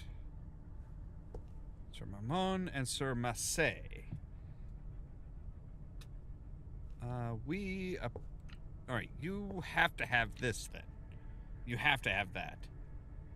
If you were an officer, then you also need an officer's sword. Which would be this one, I'm thinking.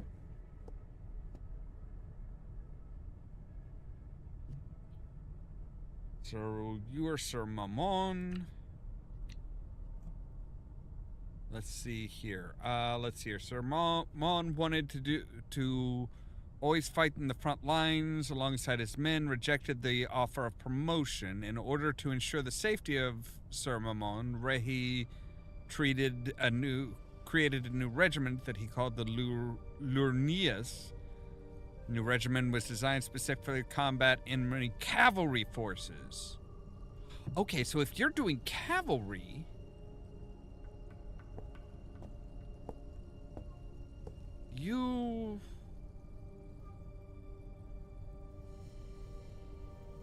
Aha. You need...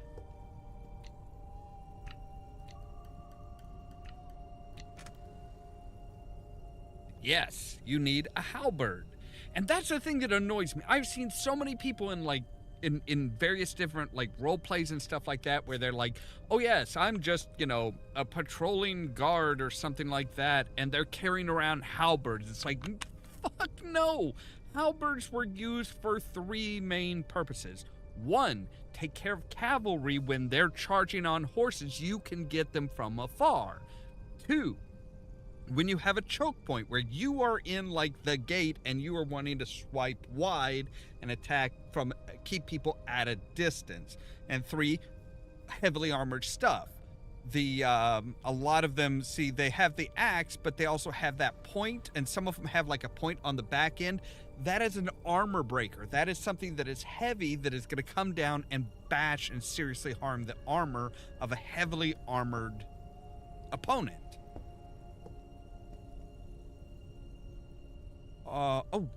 Okay. So 1 is 5.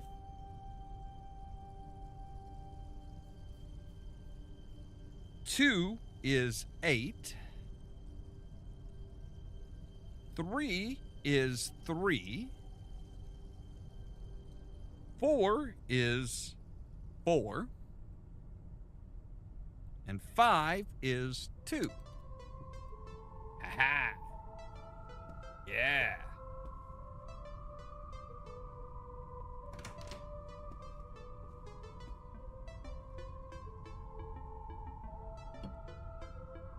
Ammonia. Oh, okay. So we're going to be doing some chemistry, it looks like. But yeah, I've seen a lot of people that are like, oh yes, I'm just like a city guard. I'm a city guard walking around with a halberd. It's like a halberd is going to suck in this city. You have to, especially if you're like, just like a member of like, if you're a member of like the city watch or something like that, it's like a halberd is, if you're on the gate, protecting the city from outside invading forces. A halberd is going to do dick inside the city because you're going to have innocent people that you're going to have to swing around.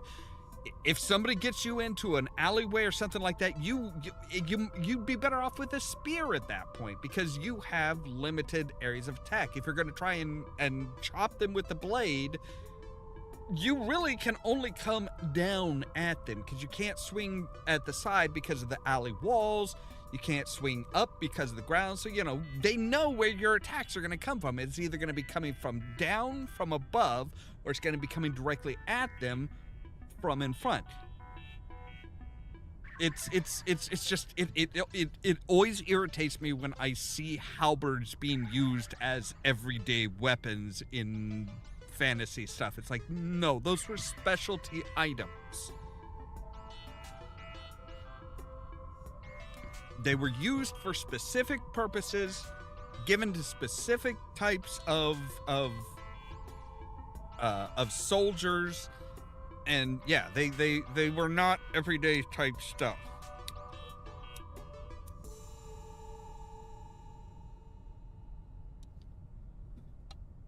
One of the role-playing sims, role-playing types areas that online areas that I kind of went with, that I helped with.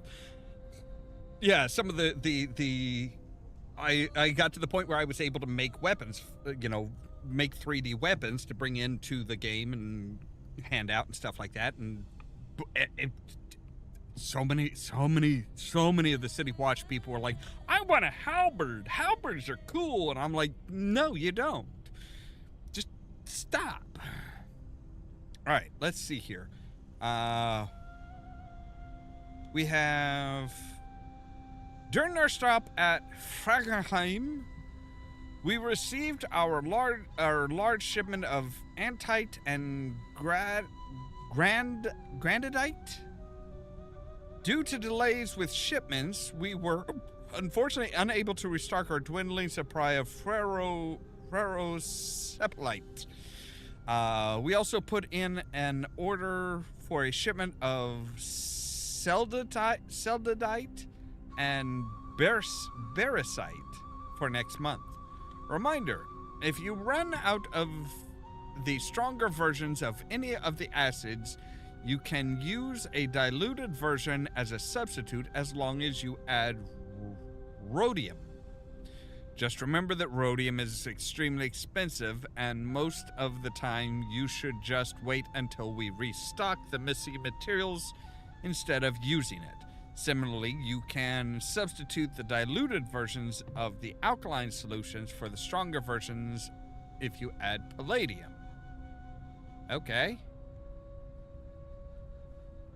So I think that's going to be very handy for us. Let's take a look here and see what we've got. Dara Crystallizer. The Dara Crystallizer can be used to synthesize Dara gems by utilizing one of the Dara gems as a starting product and adding additional substances to the machine. Generally speaking, a successful process usually requires one Dara gem, one acid, an alkaline solution, and one catalyst. Most combinations of these substances do not yield any results, so you should mainly use the recipes listed here. Okay. All right, so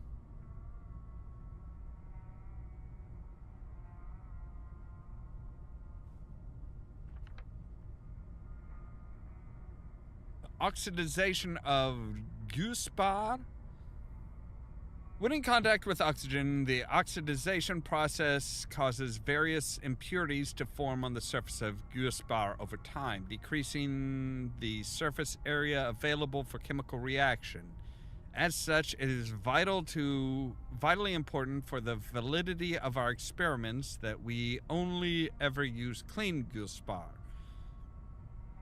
To that end, Guspar should ideally only be only stored at the right in an airtight vacuum container. Should it prove necessary, Guspar can be cleansed by fully immersing it in a strong alkaline solution at room temperature for at least 8 hours.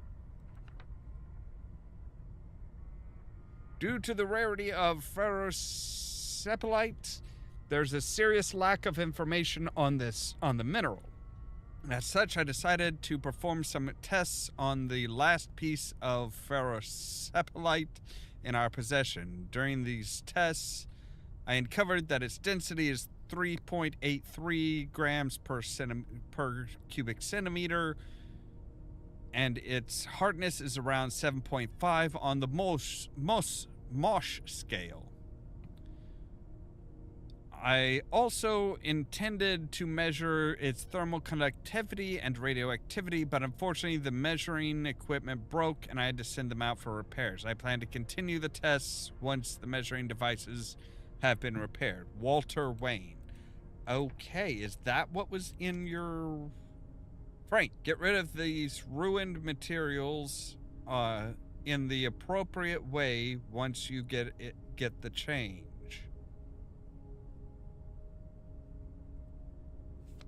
Okay.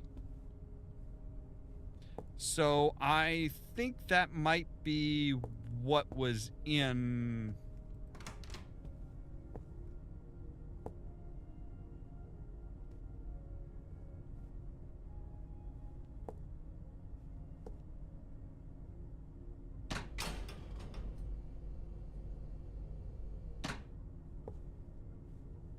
All right. That is really weird.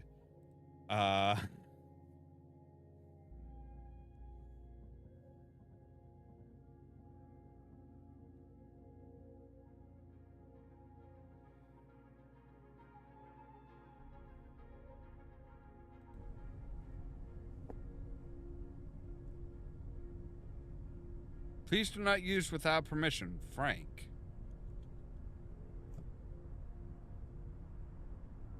Various different experiment notes. Okay.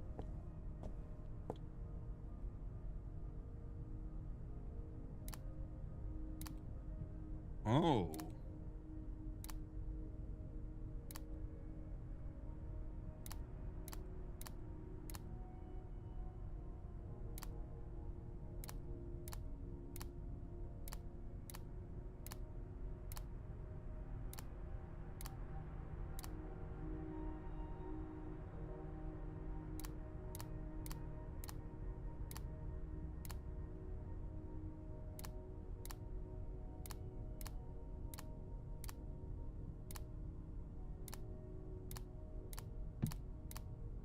Oh, God.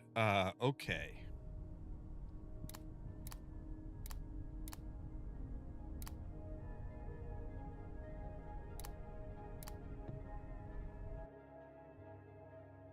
Oh.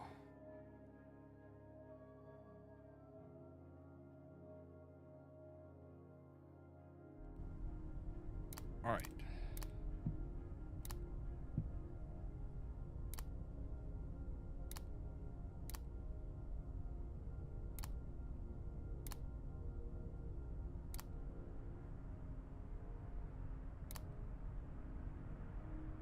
Looks good to me.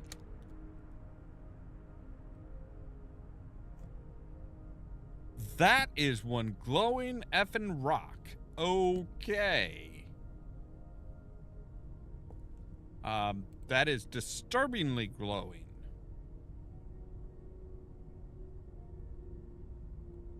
All right, so the result, so ferrocite, which I think is what we're going to be looking for, is barium hydroxide, copper oxide, and Guspar.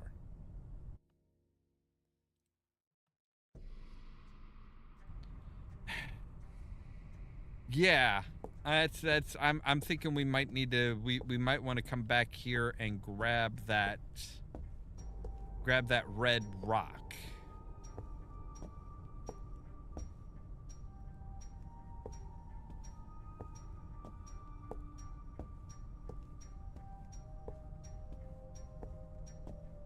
Okay, so what do they all... Oh, wow. So, yeah, we've got a lot of different types of rocks here.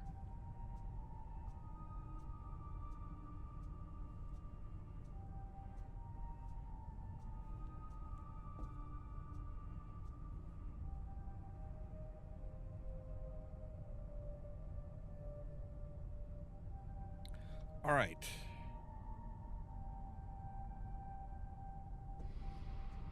So barysite is a slightly radioactive, emits a green light due to its radioactive decay process. The fluctuations in intensity in the process directly affects how brightly barysite glows. Eventually, the decay will come to an end, leaving the gem inert and colorless. Okay, so we do know that this is the barite.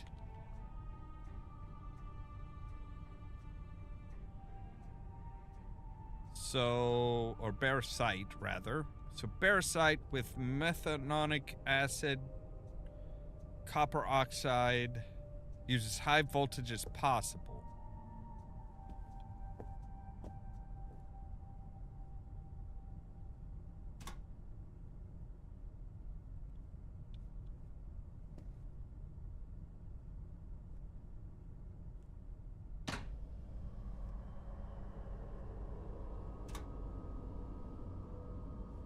So we can make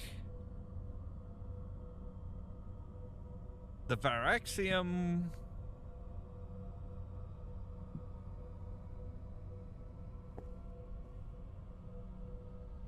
All right, so what do we need for the ferrocite? We need some Gurspar.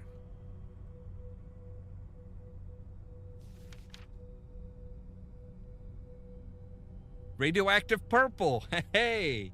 It's often synthesized for other radioactive gems that emerge in purple light, reflective, relatively consistent, though due to intensity of the light, it can seem pink under general lighting conditions. So can we...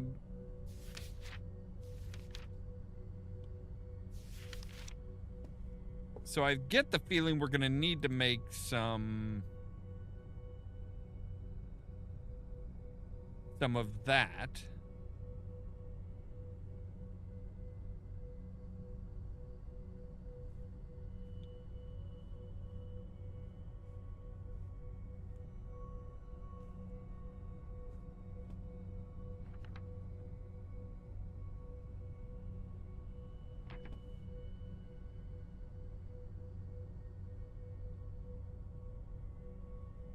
All right. So yeah, we're going to need to make some stuff.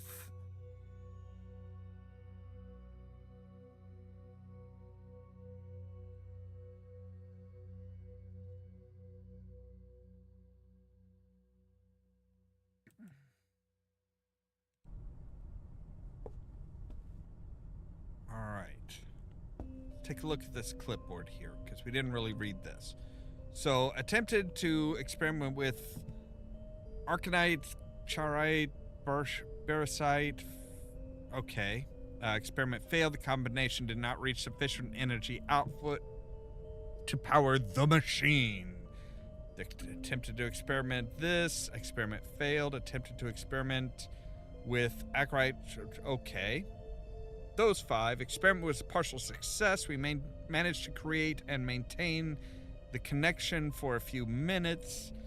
After a sudden fluctuation in the energy output, we shut down the experiment for safety reasons. Although our main goal is to figure out a way to maintain the connection for an extended period of time, this particular combination might be a viable alternative in case we need to use the pseudo-quantum bridge for shorter durations. Attempted experiment with those failed. However, it reduced the energy output too much to... the addition of agite seemed to have stabilized the process. However, right, let's see here. So bunadite is far too dangerous for these experiments and should be entirely removed. All right, so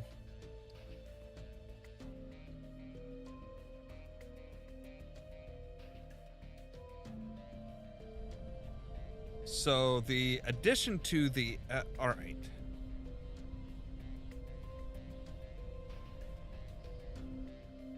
All right, so let's so the acarite looks like it is, or the agatite, agatite looks like it is a good one to have. That looks like it might be right. Well, let's take a look at what they use. So, arcanite or acronite, cahalatite,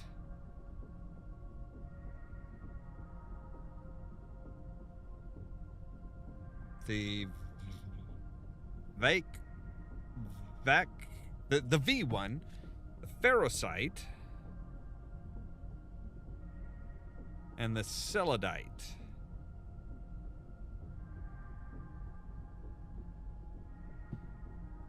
Okay, so that one looks like it should work, right? That one worked. So maybe we should make those. Maybe we should see about using those to power this machine.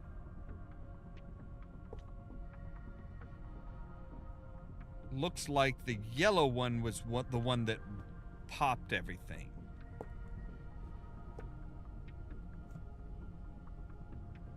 So, and the bunadite.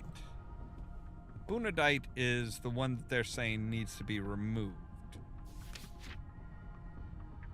It's brittle, emits a blindingly red light, may be used to generate small amounts of energy.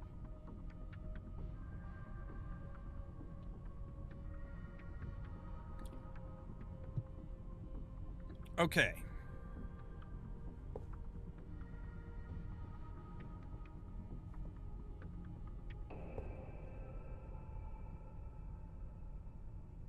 So, if we take this and we say mix that with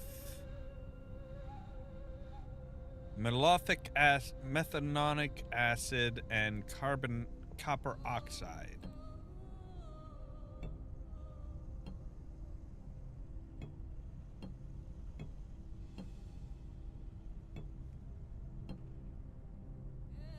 Sodium hydroxide, diluted, barium hydroxide,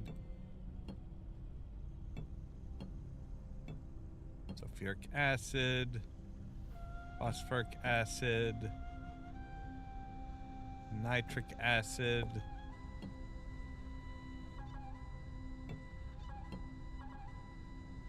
methadonic acid. All right, so methadonic acid and copper oxide. So the question is, what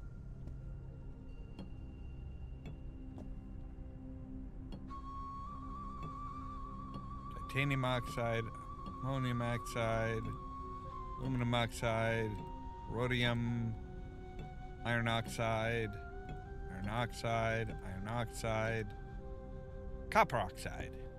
So if we say, put you guys in,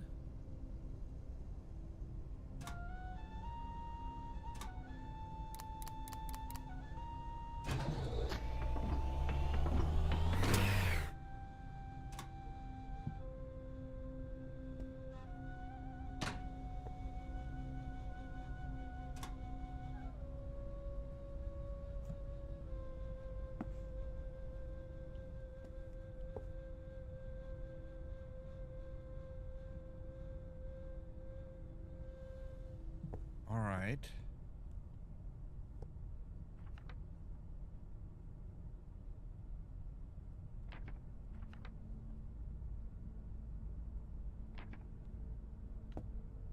So what am I doing wrong here?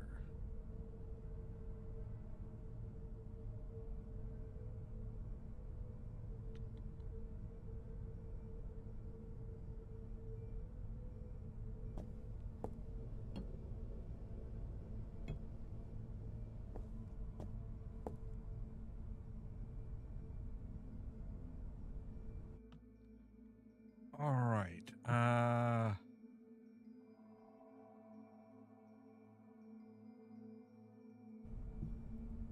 All right, as high as possible. Oh, but this has a oh, right, this has a maximum of 240. So if we say you say 240, start that should, yes, give us our purple. So that was the, that was the third. All right, we need the the acronite. We need acronite, which is a hard, fully opaque deragem that is often used for electrical conductivity. Is black in color, though light refraction within the surface of the agate can often seem slightly purple. It's often found in volcanoes. Due to this, as well as other appearances, agate is commonly mistaken for obsidian.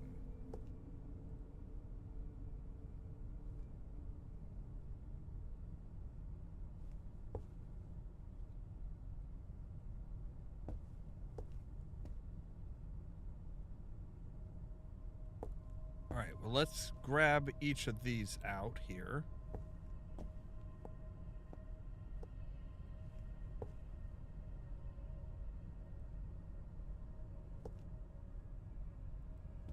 All right.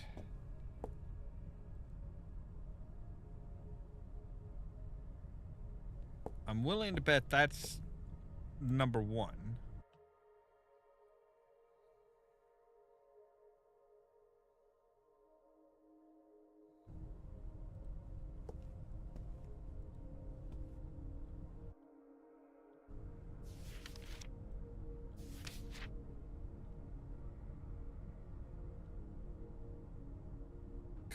Acronite. Oh, wait. Acronite? Oh, I was reading the agonite. We need acronite. That's right. Okay, acronite. Commonly used as a decorative gem, it is often used as a substitute for diamond due to their. Oh! I know where to get that. And we might need Mr. Dagger. Or some form of blade. I know where to get that. Now I understand why we were needing to drop this down.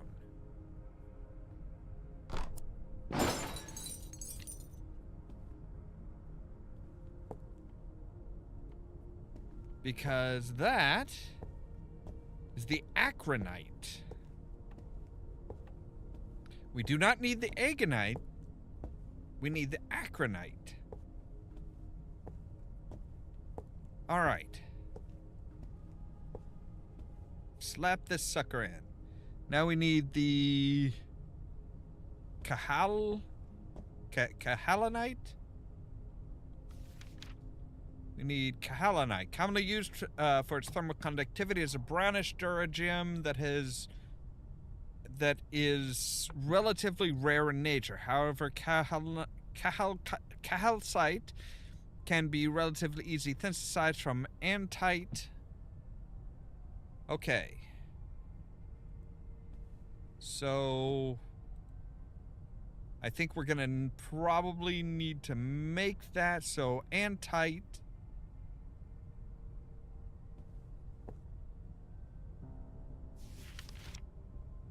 Which antite is a opaque gray gem that is most often used in various chemical processes. It tends to naturally slow down and stabilize any chemical reaction that it's used in.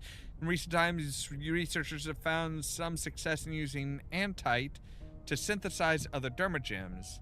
Okay, so it is a gray gem like this. All right.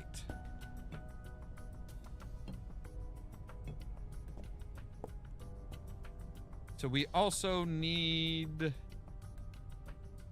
nitric acid.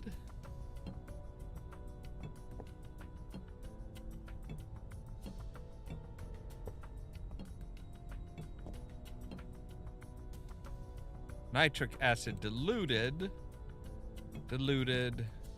and diluted. Okay, so we're going to need to... Let's see, it does say here, reminder, acids can be used if we add rhodium.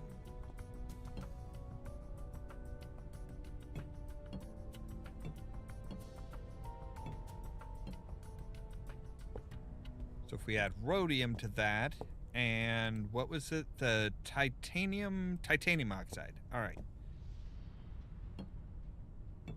Iron. Titanium oxide. And then that needs to be set at 160 volts.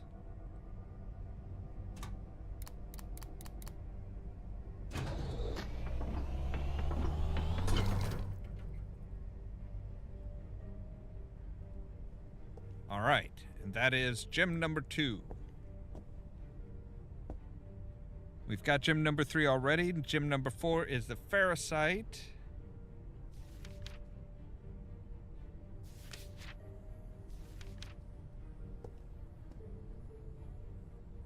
Which again we can make with some Gusbar. But I think we can successfully say that this is probably the ferrocite because General Wayne was looking into that. So now we need the celadite.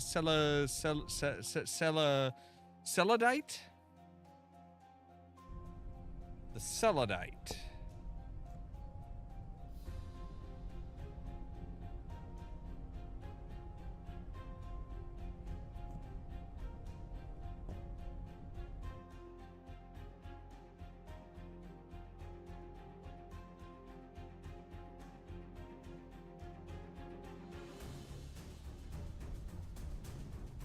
So, by all appearances, this looks like that should be the celadite, right? So, what happens if we turn this on now?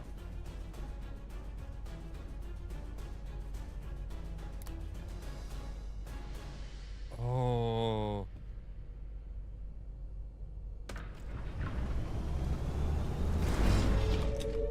Okay. It works. Oh, shit. Oh, shit. Okay, so we need to know... We need to put in where we want to go.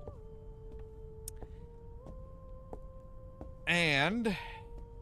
if I remember right, there was... I do remember that there was something in the note that we got...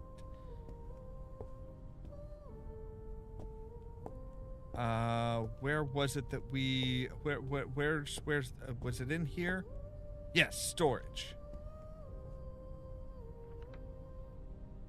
So, yes, you can find it the following... Okay. So, 49:15. 49 degrees, 15 minutes north. 7 degrees, 49 minutes east. All right.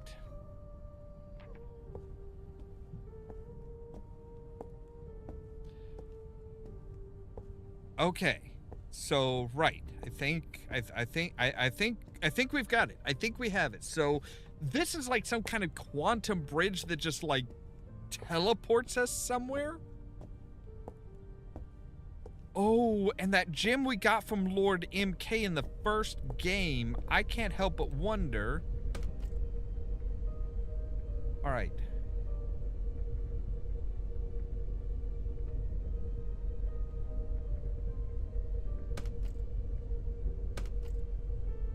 Can I turn that, how do I...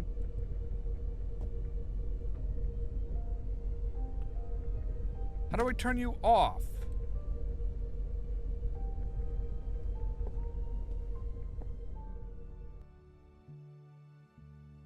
Well, that doesn't seem right.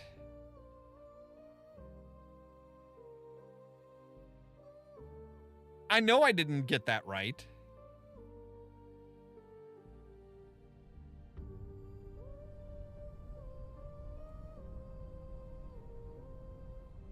Okay. So we do know 49, 15, and then 7, and 49.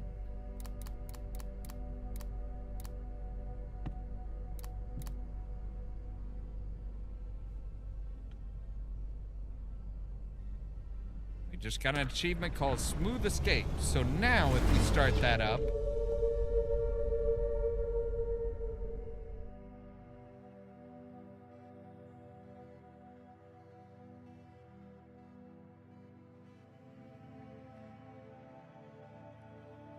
so we don't actually know what we report. We just like, it's just like, hey, congratulations, you finished. And by putting in the proper coordinates, we actually got an achievement called Smooth Escape because we actually escaped where we were going.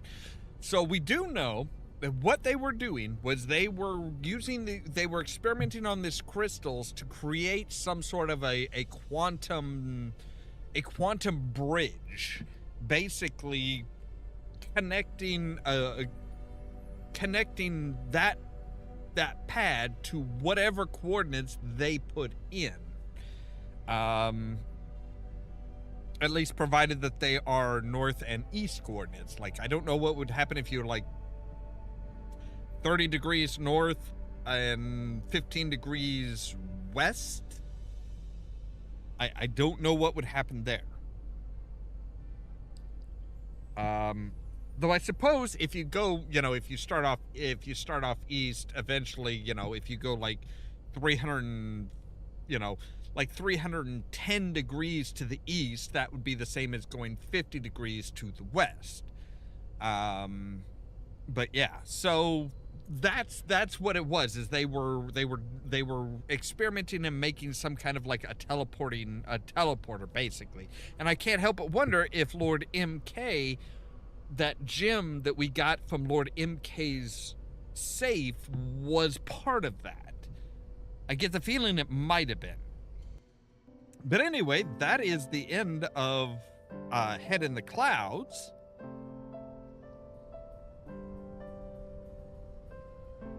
So yeah, I guess tomorrow we're going to be playing something else.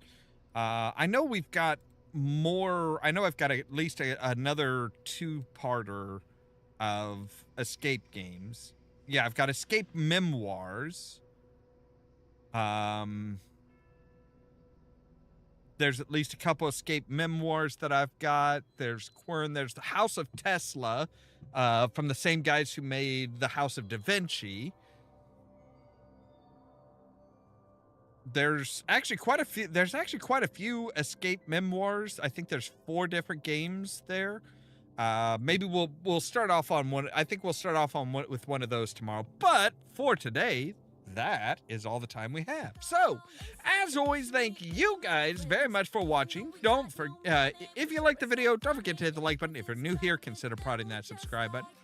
Don't forget, the top link in the description down below will take you to our 4th wall page, where we have all kinds of things like mugs, t-shirts, hats, water bottles, and more. Now, if you want to be kept up to date of when we go live, you can ring the bell, but also check out the social media links down below, because YouTube isn't great about notifying you guys of when I go live. That's things like our Facebook page, Twitter account, Tumblr account, Blue Sky account, and the permanent invite for the Discord server, where I make sure to notify you guys of when we go live. For example, like I said, we're going to be starting off with Escape Memoirs tomorrow night at midnight Central Time. And then Monday at 8 p.m. Central Time, we'll be back with more Dave the Diver. All that so that you can stay tuned for more from Ollamh Productions. Cheerio!